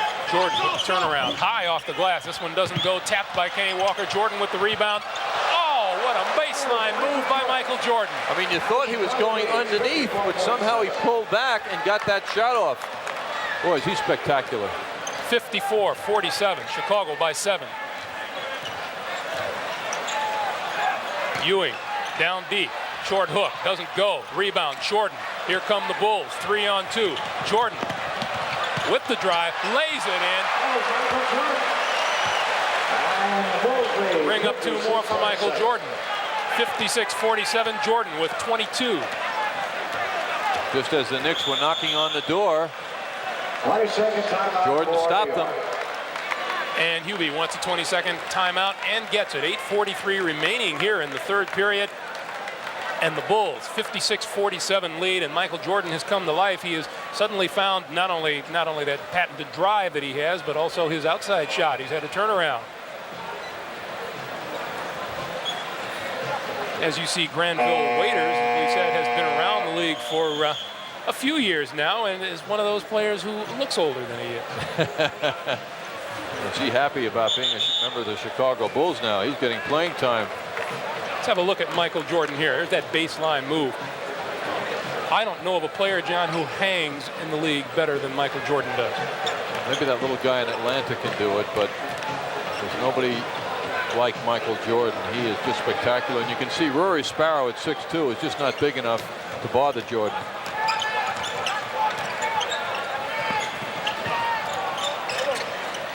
Gerald Wilkins looks down low and decides to drive inside and spins the other way. Loose ball, batted around. Here comes Charles Oakley, and the Bulls are 4-on-2. And Earl Curitan tries the stuff, doesn't go, bounces high in the air, and back come the Knicks. And Gerald Wilkins driving the lane. Granville Waiters draws the foul.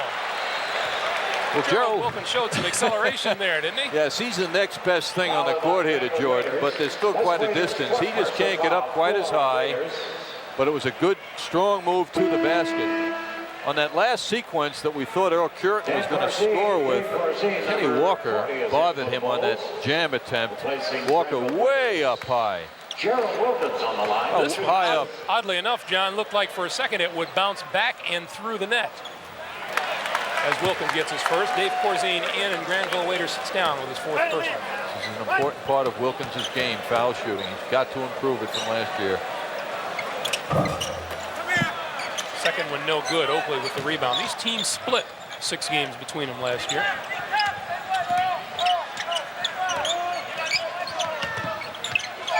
Coulter working off of a Corzine pick to Michael Jordan.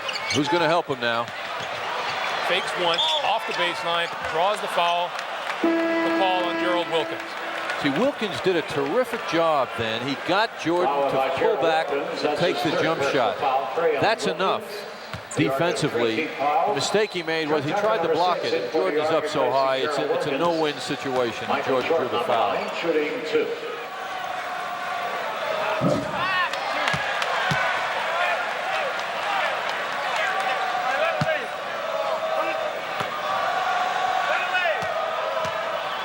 It may sound like the fans are taunting Jordan, yelling Michael, but from the applause he got at the player introductions, I'd say half of it's an appreciation. 57-48, Chicago. 7:50 to play in the third. Kenny Walker in the lane. Good move by Kenny Walker. Kenny Walker. And 57-50. Back come the Bulls in a hurry, Charles. Oakley with the drive, doesn't get it. Curitan with the rebound. Amazing what happened on that play to delay the Knicks getting back, where Ewing and Cartwright collided and fell down at their end, and that made the Bulls get up court quicker and get that advantage. Rory Sparrow with the open jumper on the pass from Cartwright. He's adding an important element to the Knicks offense now, Rory is, with his outside shooting.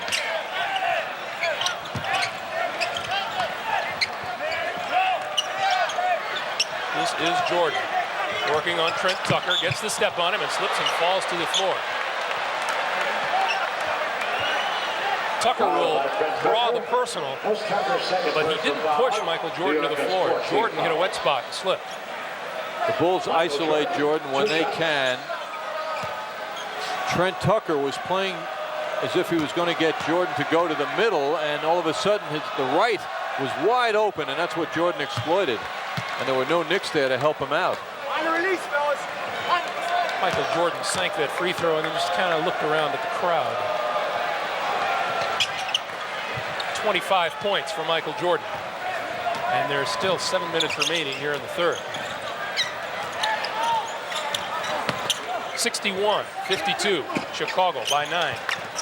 This is Cartwright. Cartwright to the baseline and goes around his man, stuffs it home and draws the foul. Very, very strong move by Bill Cartwright. Curitan playing quite physically. Nice move with that step, that drop step that Cartwright employed to get right around Curitan. Knicks call time with 6:50 remaining. They trail 61-54. You're watching Knicks basketball on Madison Square Garden Network. We bring the Garden home. It's the premier equestrian sports showcase, the National Horse Show. See the pageantry of opening night ceremonies, including the parade of international teams, Tuesday night at 7:30 right here on Madison Square Garden Network. And while that's happening here at the Garden, the Knicks will be on a West Coast road trip. And John, you will be with them. And Hubie told us in the coach's corner No team likes to hit the road that early and that long, and the Bulls have a rough, or the Knicks have a rough first part of the schedule. They do, and yet the teams that they're playing, Greg, are not the best, certainly in the NBA. So with Golden State and with Seattle on the trip, perhaps the Knicks can get off to a good start. Knicks travel to Golden State, Denver, Sacramento, Seattle, and then meet the Lakers before returning home to host the Suns Tuesday, November the 11th here at the Garden. 61-54. Michael Jordan inside. Goes high for the rebound, doesn't control it, and here comes Rory Sparrow. 3-on-2, New York. Keeps it, drives it home. Sparrow having a good second half. Bulls lead 61-56.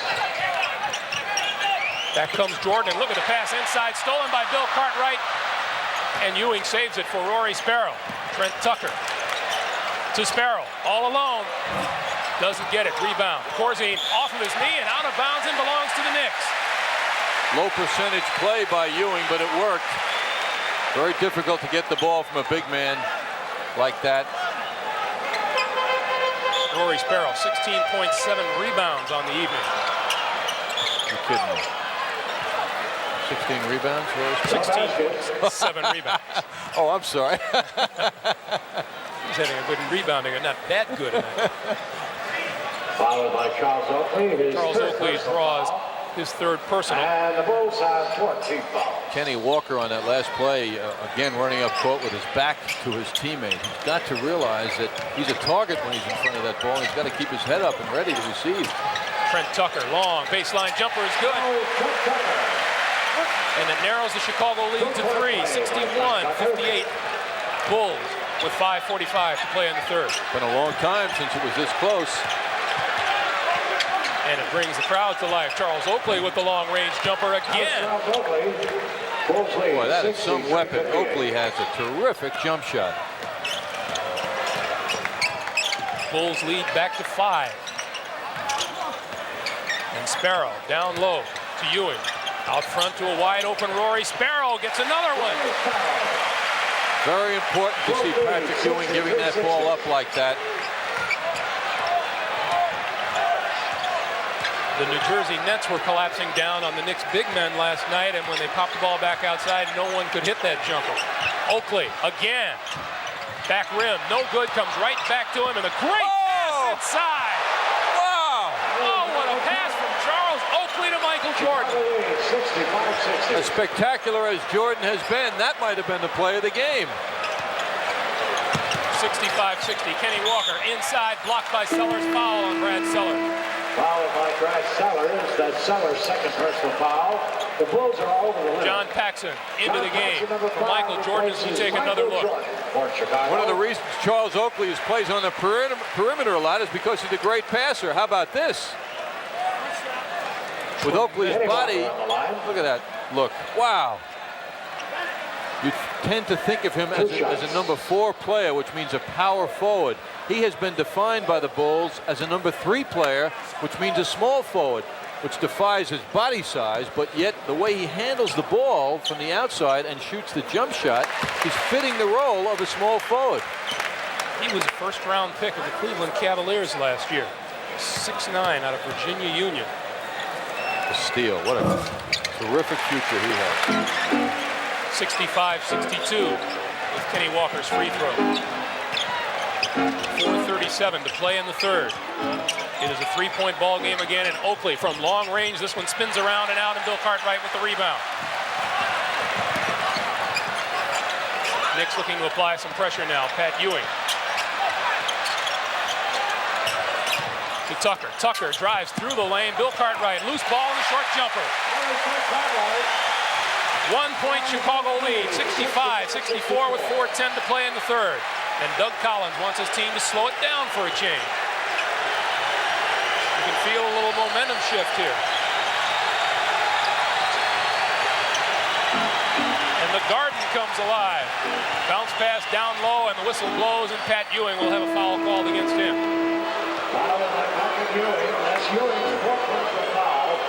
And Charles Oakley will go to the line. New York is over the limit. Patrick debating the point with Joe Crawford. Yes, he had a lot of problems with Buck Williams last night, a shorter player. Felt that Buck, which I don't quite understand with his shorter size, could get down lower on him. But really, Patrick Ewing has to learn how to deny those forwards position. He has to beat them with his feet to that low position more than his body. On that play, Oakley did a similar thing. He got that position. Look at the physique on this guy. This is a small forward. Who can shoot? Pat Ewing with a sit on the bench, and Pat Cummings is in. Bulls lead by 2. Charles Oakley, 16 points. What was missing from Patrick Ewing tonight thus far, or has been missing, was his offense. Not doing any scoring out there. 3-point Chicago lead with 3:50 to play here in the third. Kenny Walker fighting Brad Sellers down low and being held by Sellers, and Sellers gets the call against him. Doug Collins has to be very pleased with Sellers' play tonight, particularly on a play like that, because he has been accused of being a non-physical player, a don't-touch-me type player, and he has gotten into the flow of this physical NBA game and has done a very good job. Sellers contributed, as Kenny Walker misses his first. Sellers contributed 6 points and 6 rebounds in the first half.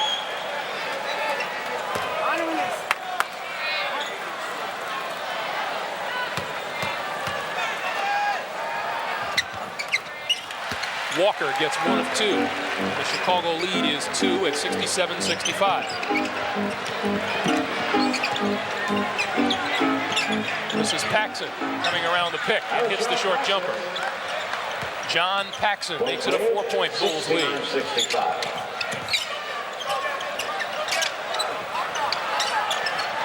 Cummings working hard down low. Back to Sparrow and back to Cummings.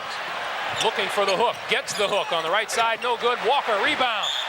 Doesn't go, but the foul is called on Dave Corzine.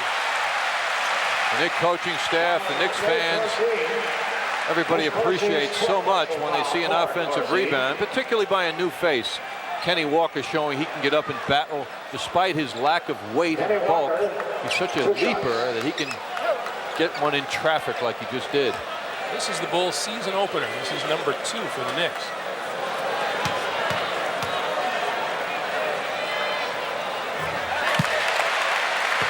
Walker gets his first to cut the Bulls lead to 3.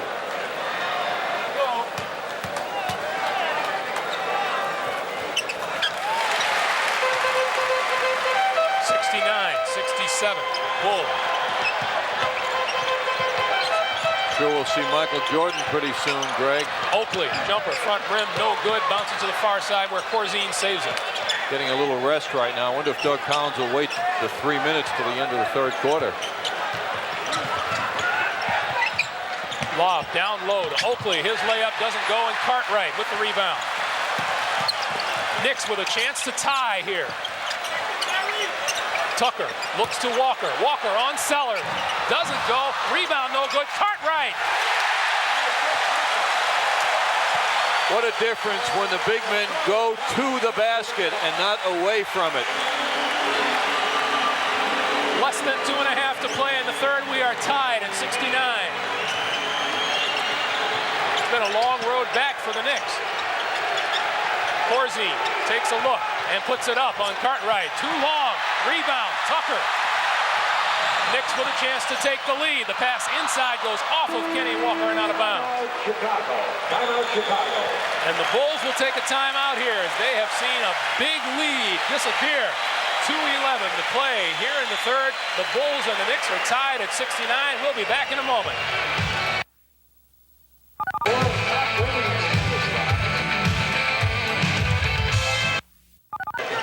The Knicks have pulled into a tie with the third period winding down, and it's from good hard work on the offensive boards, John. Well, the big men are involved now. Here we're going to see the front line working together. Kenny Walker with a good move comes short. Cummings keeps it alive, and big Bill Cartwright rolls in for the basket, and that ties the game.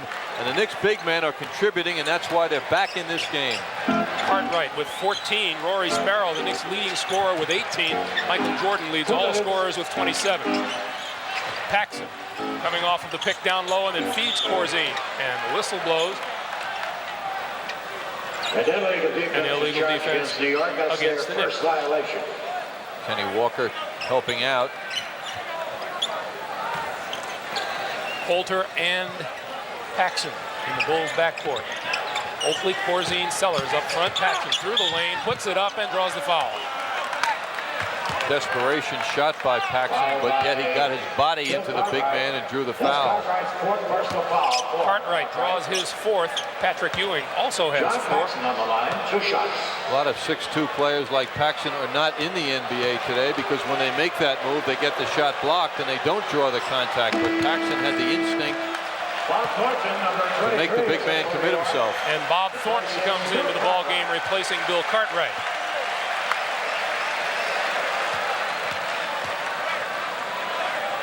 Bulls by 1, Bulls by 2. And Michael Jordan still with a seat on the bench as Mike Brown prepares to come in. This is Sparrow winding his way down the lane, puts it up, tapped home by Thornton. That's the best thing Bob Thornton can do. Hang around the basket, deflect balls, and in that case, he was there in great position. Tap in creates the tie at 71. Sellers with the long jumper from the top of the key. 7-footers aren't supposed to do that, are they? How times have changed, huh?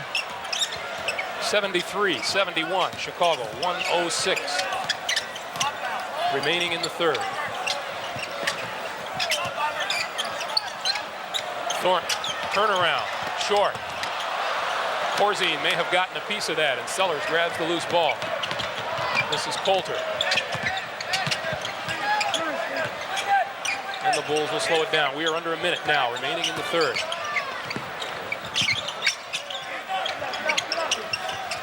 Coulter, long range jumper is good.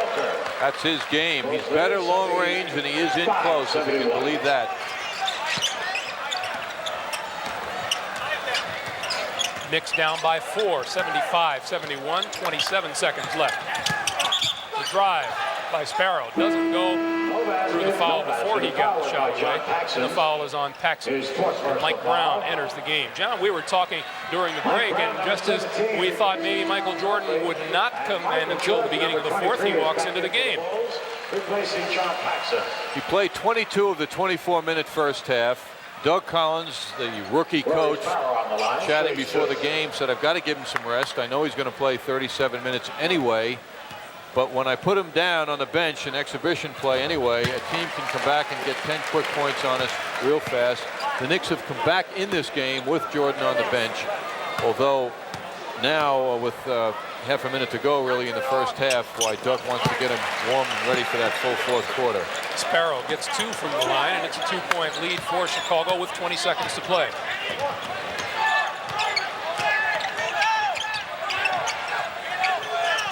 And they will now spread the court. 10 seconds to play, and watch Michael Jordan go to work. Short jumper. Jordan spins in and out. Here comes Trent Tucker, has the ball taken away, and he traveled with the ball. Traveled with the basketball, and Hubie Brown can't believe it. I guess the violation preceded the contact. Hubie, of course, is one technical away from being out of this game a little bit early. 2 seconds showing on the clock, and the Bulls may have time to get one off. They lead it by 2. Jordan puts it up and hits. The basket counts at the buzzer. The Bulls have a 4-point lead, and Michael Jordan comes in and makes his presence felt in the last half minute of play. We'll be back for the fourth and final quarter of play. The Bulls lead it by 4, 77-73.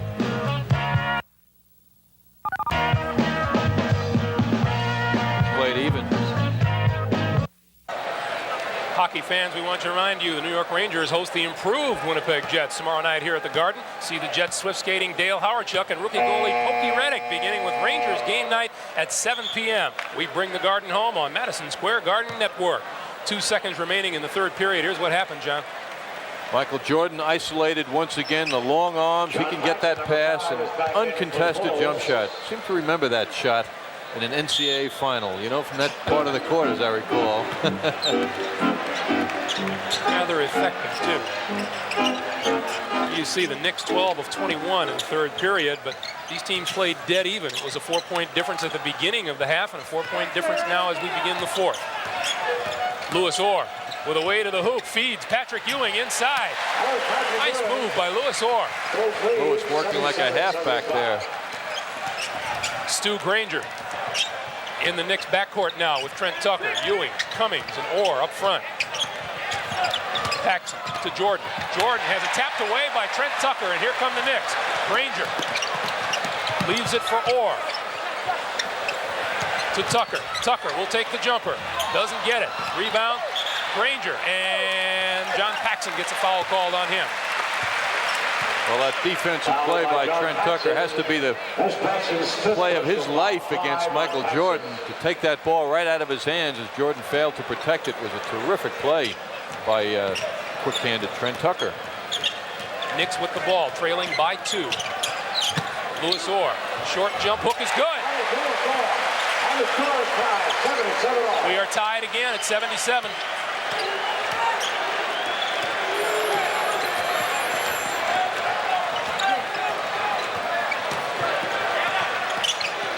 This is the rookie, Brad Sellers. And John Paxson working off of the pick at the bottom of the lane. Doesn't go. Cummings with the rebound.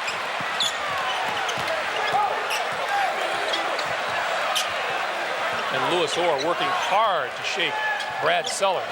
He'll drive across the lane and put up the hook. It doesn't go, but he draws the foul.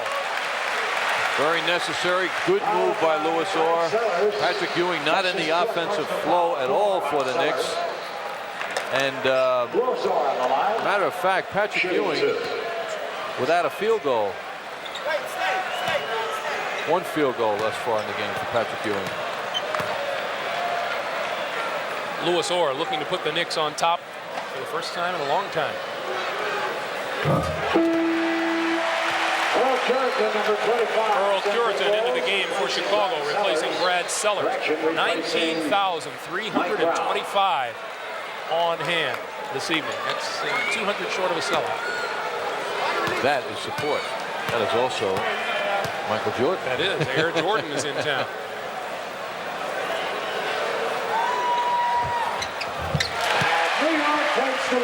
Moore gets them both, and the Knicks lead by 2, 79-77.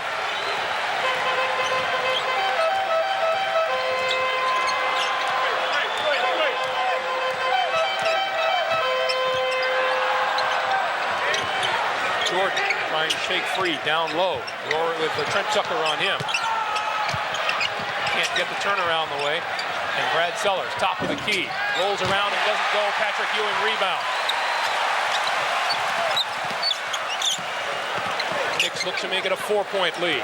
Ewing working on Corzine down low. Tries the pass across court, and it's knocked out of bounds by Michael Jordan. Well, that's the right thing to do, and that's what Ewing will learn. The quicker he learns, the more effective the Knicks offense will be. When the ball goes in low to him and he's double teamed, someone's open and he's got to find him. And Charles Oakley will check into the game for the Bulls now, and he'll replace Dave Corzine. Charles Oakley, number 34, in for the Bulls, replacing Dave Corzine. Knicks lead it by 2, looking to make it 4, and looking to make the home opener a successful one. Tucker works his way inside, tries the pass down low, batted away by Curitan, and here comes John Paxson for Chicago. Michael Jordan sizes up the three-pointer and casts off, doesn't get it. Spins around, Pat Cummings with the rebound. Loose ball, bounce pass. Trent Tucker.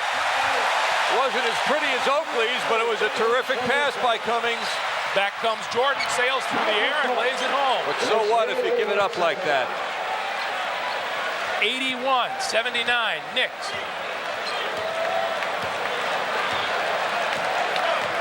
For a few moments, that 4-point lead was their biggest lead. Tucker gets the step and drives to the hoop, lays it up too hard. Louis Orr, rebound. Doesn't fall, and the whistle blows. What a fine play by Louis Orr. He got that offensive rebound in the vicinity of Charles Oakley. That is something for Louis Orr. Let's take a look just a moment ago. Pat Cummings, and look at the bounce pass from Cummings. Oh, man. Once again, Michael Jordan almost broke that play up. He is deflecting passes, playing both ends of the court. This is the tribute to this guy because he is such an offensive force. He's one of a kind. So many players would tend to relax on defense. Let's face it, superstar offensive threats do relax a great deal of the time, but Jordan seems to have this drive inside of him that says, no, I'm going to be a both ends of the court player, and he's really done that tonight. Louis Orr, 1 out of 2 from the free throw line this trip, and it's a 3-point Knicks lead, 82-79.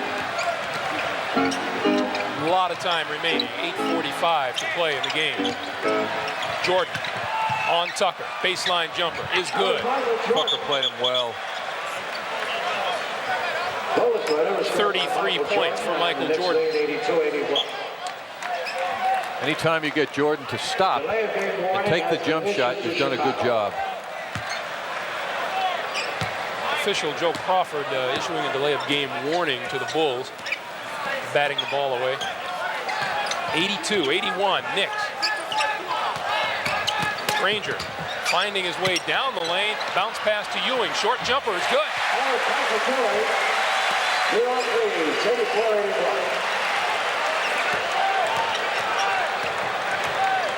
Stu Granger penetrating through the lane and getting the bounce pass to Ewing. 84-81, Knicks by 3.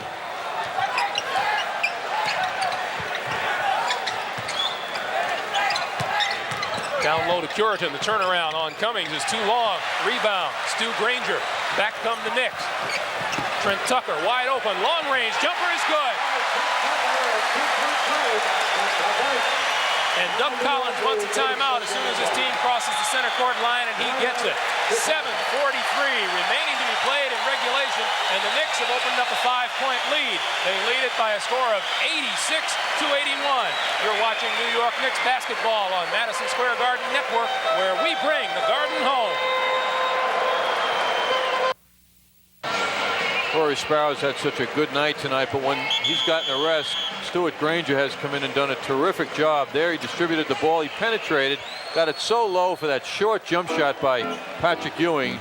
Granger again moving the ball up court instead of dribbling it into the floor. He got it to the right guy, Trent Tucker, who hits the shot and breaks the spell, really, of the Knicks' inability to hit those jump shots. They shot very well in the third quarter, and the more Trent Tucker can get those shots, the better for the team. Knicks have outscored Chicago 13-4 in this period and lead it by 5. 86-81, turnaround, Jordan good. Michael Jordan now with 35 points. And still 7:25 to play in regulation. That's a season high, Greg. Just checking, making sure you're with me. I'm with you, John. Pat Cummings trying to spin on Curitan, and he puts it up, and it's good. And he's going to be called for the offensive foul. The basket will not count. He will not be called for the offensive foul. He stepped on the line. Anyway, it was a nice move. It was a nice move. Earl Curitan just watched it fall. 7 minutes remaining. Knicks by 3. Jordan. Whoa, look at the pass to Corzine, who misses underneath Curitan with the offensive rebound. That was Earl Curitan. Louis Orr unable to keep Curitan out. He seemed to be the closest man to him. What a great pass from Michael Jordan. There's a whistle. Very tough matchup now for Louis Orr. He's banging on Charles Oakley, and that favors Oakley by about 50 pounds anyway. Charles Oakley draws his 5th personal, and Doug Collins can't like that. In fact, he looks down his bench and sees Brad Sellers. And Sellers will check in at the first opportunity, which is now. Brad Sellers, number 6, in for the Bulls. Oakley takes a seat with 5 personals, and Sellers is in. Now Lewis can get physical. Gives away about 6 inches or so. Ewing's turnaround is short. Cummings is there for the rebound. Doesn't go. Loose ball. Granger. Granger back down the lane, bounces inside. Pat Cummings batted away by Michael Jordan. Most emphatically. Steve Coulter, number 22, in for Chicago. As you've said, Michael Jordan is all over this court this evening. From behind, Cummings had no idea that was going to happen. Knicks by 1. Ewing working on Corzine. Good move by Patrick Ewing. It was strong, and again, when you go to the hoop, it's a much better shot, and you're in position to rebound.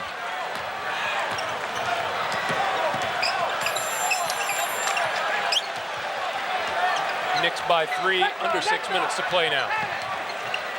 Rory Sparrow and Bill Cartwright get set to check back in for New York. Jordan working on Trent Tucker and then puts up the shot. No good. Rebound to Curitan, and Curitan traveled with it. Rory Sparrow, number 2, and Bill Cartwright. Rory Sparrow into the game for Stuart Granger. Bill Cartwright into the game for Pat Cummings, who's having a rough night shooting from the field at 1 for 8. Knicks have to be able to dominate size-wise now with Cartwright back in.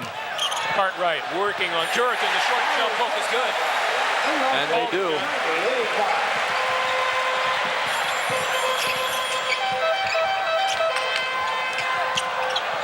Knicks by 5, and this is Jordan. Jordan using the pick, puts up the jumper and curls it home. Boy, and Tucker really bothered him, but so what? Tucker doing a fine job with Jordan. Good as you can do, I believe. Granville Waiters getting set to check back in for Chicago. Louis Orr with the open jumper from the far near side, no good. Tapped up by Ewing, and rebound comes to Chicago in the whistle. Fouled by Trent Tucker. Foul is on Trent Tucker. His first personal. Granville Waiters, number 31. Granville Waiters is into the game. Replacing Brad Sellers. We talked about Earl Curitan's rebounding earlier, John. He leads all rebounders tonight with 11 of them. Brad Sellers, Charles Oakley, Bill Cartwright, Pat Cummings all have 8 rebounds each. Jordan, double team, out to Coulter, and a whistle on the play.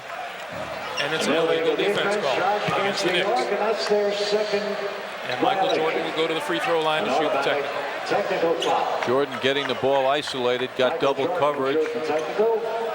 Knicks committed that offensive, defensive violation. Hubie would like an explanation. I believe it was called on Cartwright. 38 points for Michael Jordan.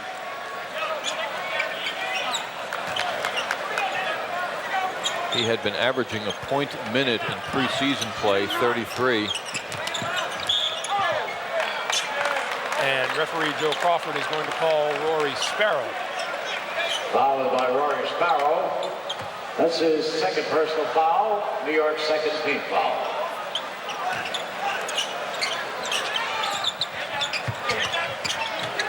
This is Corzine to Jordan, trying to shake Rory Sparrow. And will drive into the lane and dish it off to Curitan. Curitan curls it home. Sparrow is guarding Michael Jordan, whereas Trent Tucker was, and doing a good job.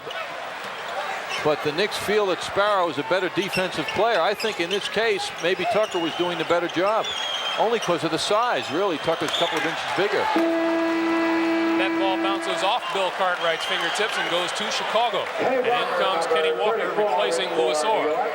Replacing Louis Orr.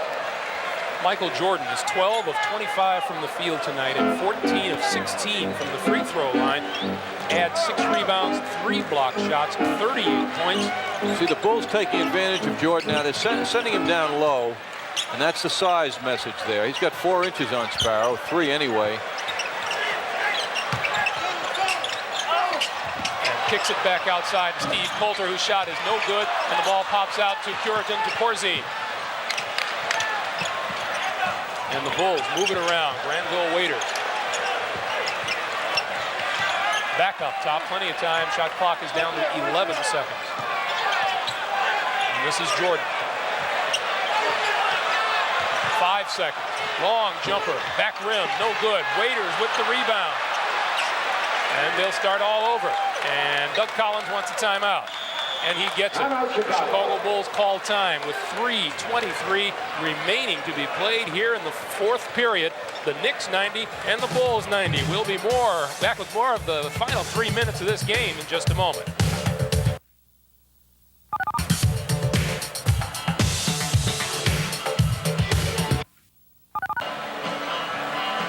There you see timeout remaining in the game. The Bulls have 2 plus a 20-second timeout, and the Knicks with 4 full times out. We are tied at 93:23 to play. Not much doubt about who the Chicago Bulls will be going to in these last few minutes, but what about the Knicks, John?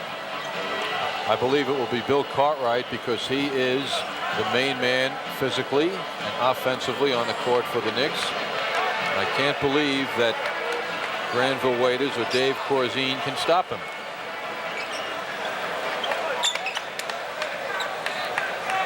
Kenny Walker back.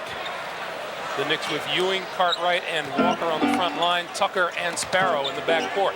That's a good gamble by Ewing because Corzine isn't quick enough to go anywhere. This is Jordan working for his shot. Gets the short jumper. It doesn't go, but he draws the foul. And Rory Sparrow gets the call and doesn't like it. Foul by Rory Sparrow, his third personal foul. 3 on Sparrow, here against 3 team foul. You make the call, John. Well, Jordan just goes over everybody on that play. Very hard, of course, from this angle to see. But because he hangs in the air, he can get things his way. It's a very tough matchup now with Sparrow.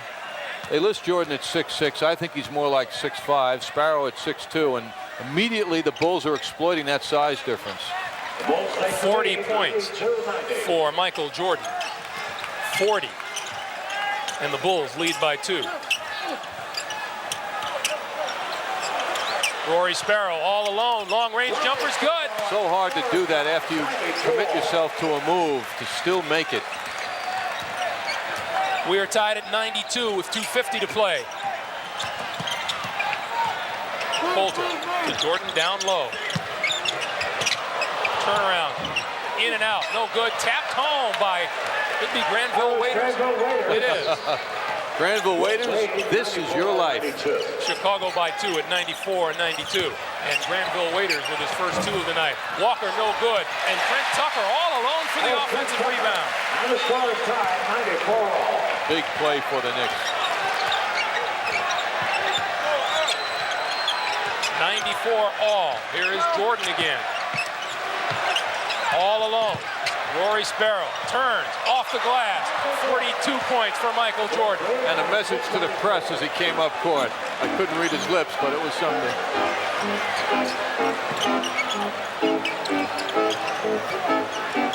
Kenny Walker, before he gets the shot off, the foul is called. Corzine felt he had the position. Cartwright pushed his way into it. The officials saw it that Corzine was pushing Cartwright. If I'm not mistaken, John, the arena scoring record is 44, is it not? Correct. Quentin Daly and Rick Barry both share that record. Quentin Daly 2 years ago, Rick Barry in 1974. With a minute 55 to play, and Michael Jordan seems a good bet to break that. He loves playing here. Yes, he listed as his favorite arena in the press book of the Bulls. Bill Cartwright pulls the Knicks to within 1. He has 17 on the night. Michael Jordan is also a great showman, and he knows when he's here, the fans are appreciative, and they come out and fill every seat just about at Madison Square Garden. He loves that. Born in Brooklyn, New York, Michael Jordan. Now, can the Knicks deny Jordan the ball? That's the question. Well, he has it now, and they clear out for him, and Rory Sparrow is one-on-one with Jordan, who looks for his shot and puts it off the glass. It doesn't fall. Tap up is up and in by Earl Curitan. You believe that? 2 tips in a row. 98-96 Chicago, a minute 32 to play in regulation. This is Kenny Walker looking down low for Bill Cartwright, and the whistle. No basket. And this goes against Michael Jordan.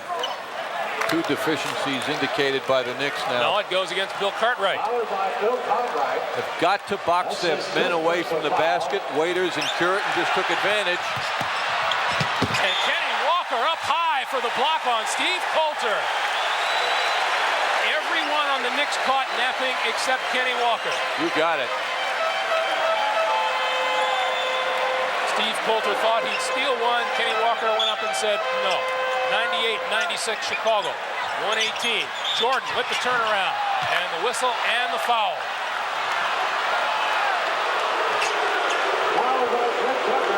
And Michael Jordan having a running conversation with someone here on press row. Michael Jordan on the line, 2 shots. Chicago writer probably who criticized him. How can you criticize Michael Jordan? Or maybe said he couldn't break an arena record, perhaps. Well, that's point number 43 on the night. One more and he will have tied the Madison Square Garden record for an opposing play. And there it is. Timeout, New York. And timeout on the floor with 1:15 remaining to be played. The Bulls have opened up a 4-point lead. They lead it 100-96, and we'll be back with more from Madison Square Garden in just a moment.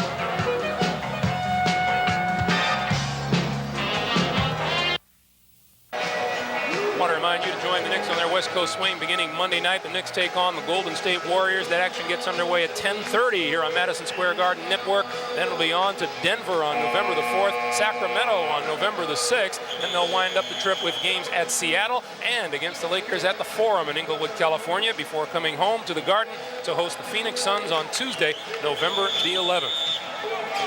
John, the Chicago Bulls suddenly are doing a good job on the offensive boards. When you don't respect your opponent or you're sleeping, this is what can happen. Granville Waiters with a tip in on that play.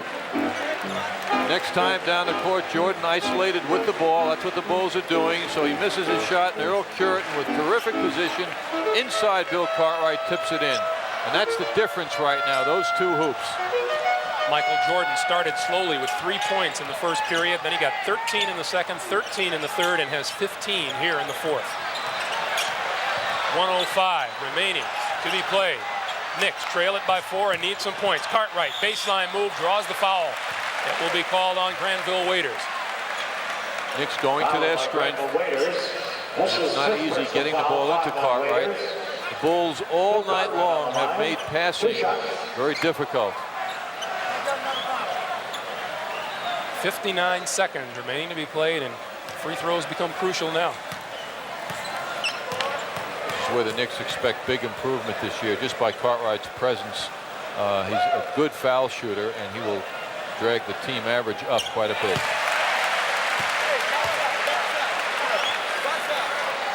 $19 points for Bill Cartwright in a 3-point Chicago lead.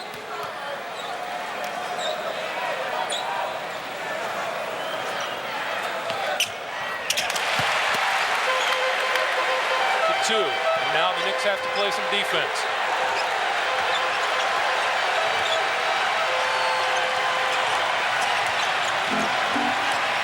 Have to feel they'll begin to clear out. The lob for Michael Jordan. I can't believe it. They let that happen.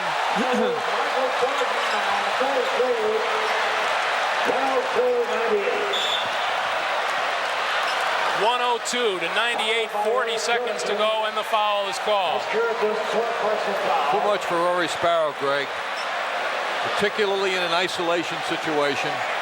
Coulter delivering the long pass. They cleared the court out. Even if Sparrow had been there, which he wasn't, he wouldn't have been able to jump with Jordan. Kenny Walker goes to the line.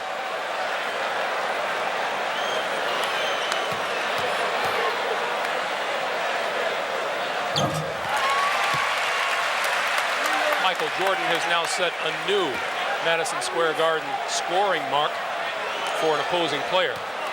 46 points. With a 3-point first quarter. How about that, huh? Kenny Walker gets them both. It's a 2-point Chicago lead. 38 seconds to play. The Knicks badly in need of a big defensive play here. Coulter. Outside. Michael Jordan. 10 seconds on the shot clock. Rory Sparrow working on it. Jordan to the basket and scores. Hubie Brown wants timeout. 22 seconds remaining to be played. 48 points for Michael Jordan. 104-100 Chicago. He's something to watch. The Knicks unable to find any answer of containment. The Bulls are isolating him. And you can see now Bill Cartwright arrives at 7 feet tall, and it doesn't matter to the supposedly 6'6" Michael Jordan. John, you made the point earlier as we take another look at Michael Jordan's move to the basket. Trent Tucker was doing a decent job of guarding. And then suddenly Hubie made the switch and put Rory Sparrow on Michael Jordan. It appeared that Trent Tucker was able to keep Jordan jump shooting. And with Sparrow on him, Jordan now goes inside and takes higher percentage shots. And of course the lead pass, which led to that stuff a moment ago, and it just seems that Jordan has more offensive options with the shorter man on him. 22 seconds remaining to be played in regulation time, and the Bulls have a 4-point lead. I want to remind you this program is authorized by Madison Square Garden Productions, incorporated solely for the entertainment of our audience, and any publication, rebroadcast, or other use of the pictures, descriptions, and accounts of this event, including the imposition of a charge for viewing the program without the expressed written consent of Madison Square Garden Productions, Incorporated, is prohibited. Statistician Kenny Albert tells us that Michael Jordan has scored 19 of the Bulls' 27 points in this period. Earl Curitan has 6 of them, and Granville Wieters the other 2. And those 10 or 8 points by those two guys were very important. You can't minimize Jordan, but those other 2 were very, very important. 2 hoops, rather.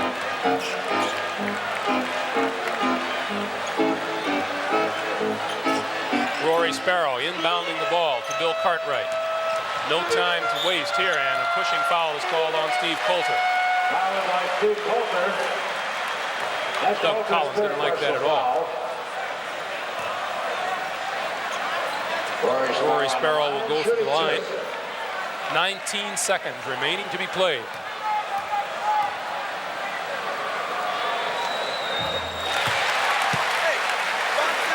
Rory Sparrow has turned in a fine all-around effort tonight. 104, 101, 102. And Chicago calls time. Once again, it's a 2-point game with 19 seconds to play, and Doug Collins wants to make sure his guys don't throw it away.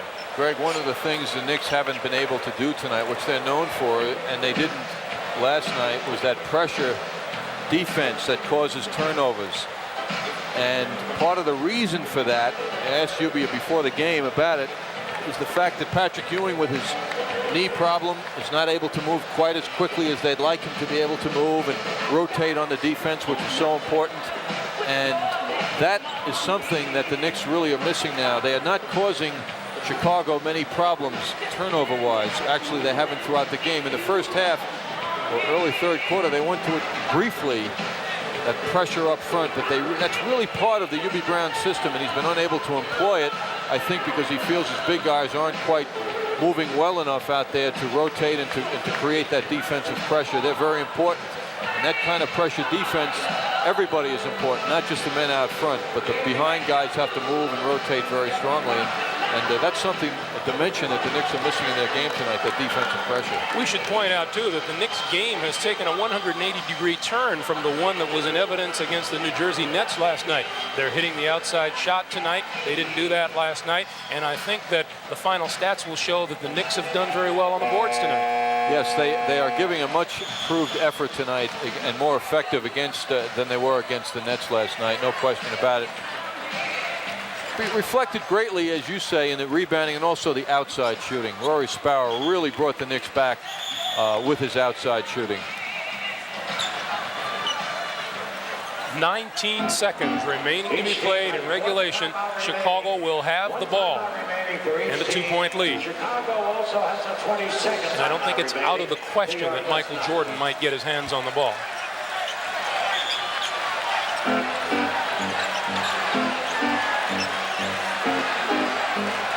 Knicks need a big defensive play here. Knicks want hands up.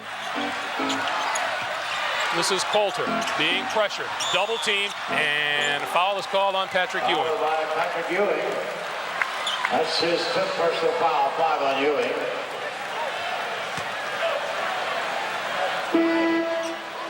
Granville Waiters checks in. Charles Oakley is out. Replacing Charles Oakley.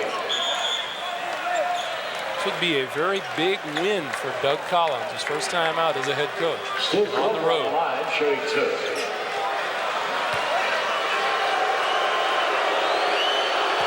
And Steve Coulter to the line.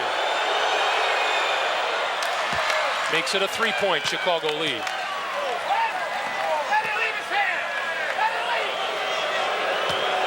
And probably see another New York timeout. Gets them both, and the Knicks call time. Timeout, New York. Chicago has 1 timeout remaining. New York does not have any. Chicago also has a 22nd timeout remaining. John, obviously the game plan here to go down court, score in a hurry, and then perhaps foul in a hurry in an effort to try to get the ball back. Or create the turnover, which has been missing, and they're so good at normally in their system, but they've been unable to deny Chicago. But you're right, they want to come down and strike immediately. That's what they must do.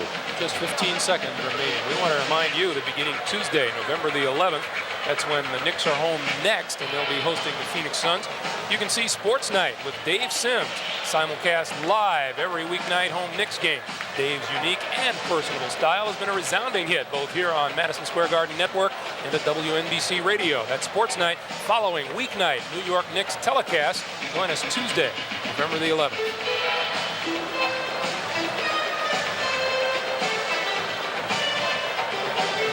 Steve Coulter's 2 free throws put the Bulls up by 4. And he kind of likes it, doesn't he? That means it went in. You know, the word out of Portland was that the Blazers were very high on him, and I'm surprised that he's out of there. He's a good player. We saw him last year in several games and did a lot of good things. He's a fine pickup for the Bulls. Most important thing he does is, we mentioned a couple of times, is take pressure off Jordan by handling the ball and bringing it up. And of course, he has that fine outside shot. He can shoot those 3-pointers quite easily. You know, this is a Chicago Bulls lineup that reads like a who's that from top to bottom. Rory Sparrow inbound with 15 seconds remaining. Trent Tucker down low to Cartwright, who works himself in, and Jordan came flying out of nowhere for the block and the foul call. Something else. Fouled by Michael Jordan, his second personal foul. It looked as if Granville Waiters was ready to concede the 2 points to Bill Cartwright, but Jordan was not. Jordan is such a competitor.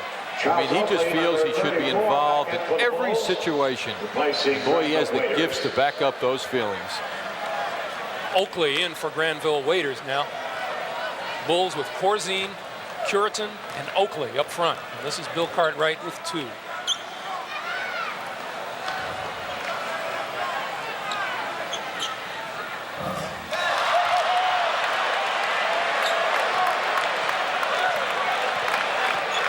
Cartwright still with 20. And that puts a big dent in any Knicks hopes tonight.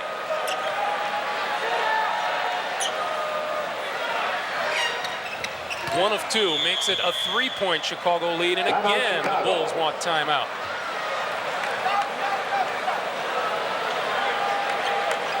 Seconds remaining on the clock now, and the Bulls can just run the clock out if they so desire, if they are not fouled. Still has a 20 seconds. If you're UB Brown, naturally you're haunted by the 2 tip-ins of the forwards. Curitan did one, and then Granville Waiters, and of course the lead pass to Michael Jordan. 3 hoops right around the basket, which gave the Bulls this lead. 9 seconds remaining while we have a break in the action. Let's go back upstairs to Bruce Beck. Bruce? Thank you, Greg. Let's take a look at the NHL scoreboard tonight. Buffalo and New Jersey tied in the 3rd. It is now 2-1. Buffalo leading in the 3rd. Islanders 7-4 over Winnipeg tonight. Brent Sutter, LaFontaine, and Bossy each get 2. Boston and Philly tied 2-2 in the 3rd. Elsewhere in the scoreboard, Quebec and Hartford tied at 2 in the 3rd. Calgary leading Washington in the 3rd, and Toronto with Salming and Clark scoring, leading Detroit 2-0 in the 3rd. Pittsburgh and St. Louis tied at 2 in the 2nd, and Chicago all over Minnesota 4-2 in the second period of play. Let's go back to Greg Gumbel at courtside. All right, thank you, Bruce. You know, John, we have to give credit to the Chicago Bulls team. They had big leads in the first half, only to watch it reduce near the end of the first half and then disappear altogether in the second half. Doug Collins' young team didn't crumble, though. They hung in there and stayed and now hold a 3-point lead with 9 seconds to play. Doug made a very important personnel move by letting Michael Jordan play a lot tonight. Smart guy, this young coach. Don't think that's going to be one of his tougher decisions of the season. Charles Oakley will inbound for Chicago. The Bulls with the ball in a 3-point lead, and Rory Sparrow all over Steve Coulter.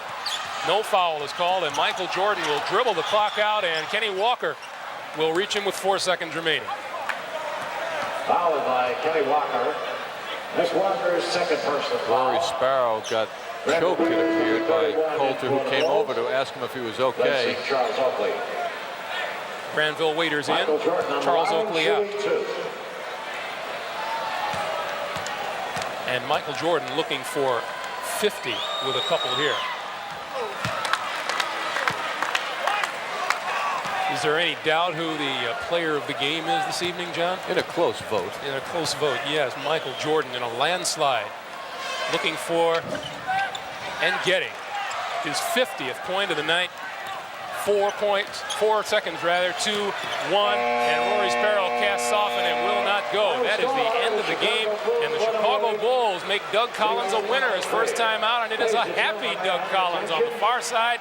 50 points for Michael Jordan. The Bulls win it 108-103, and for the New York Knicks, second loss in as many nights. That will do it from courtside. For John Andres, I'm Greg Gumbel. Bruce Beck will be back with more for you from Madison Square Garden in just a moment.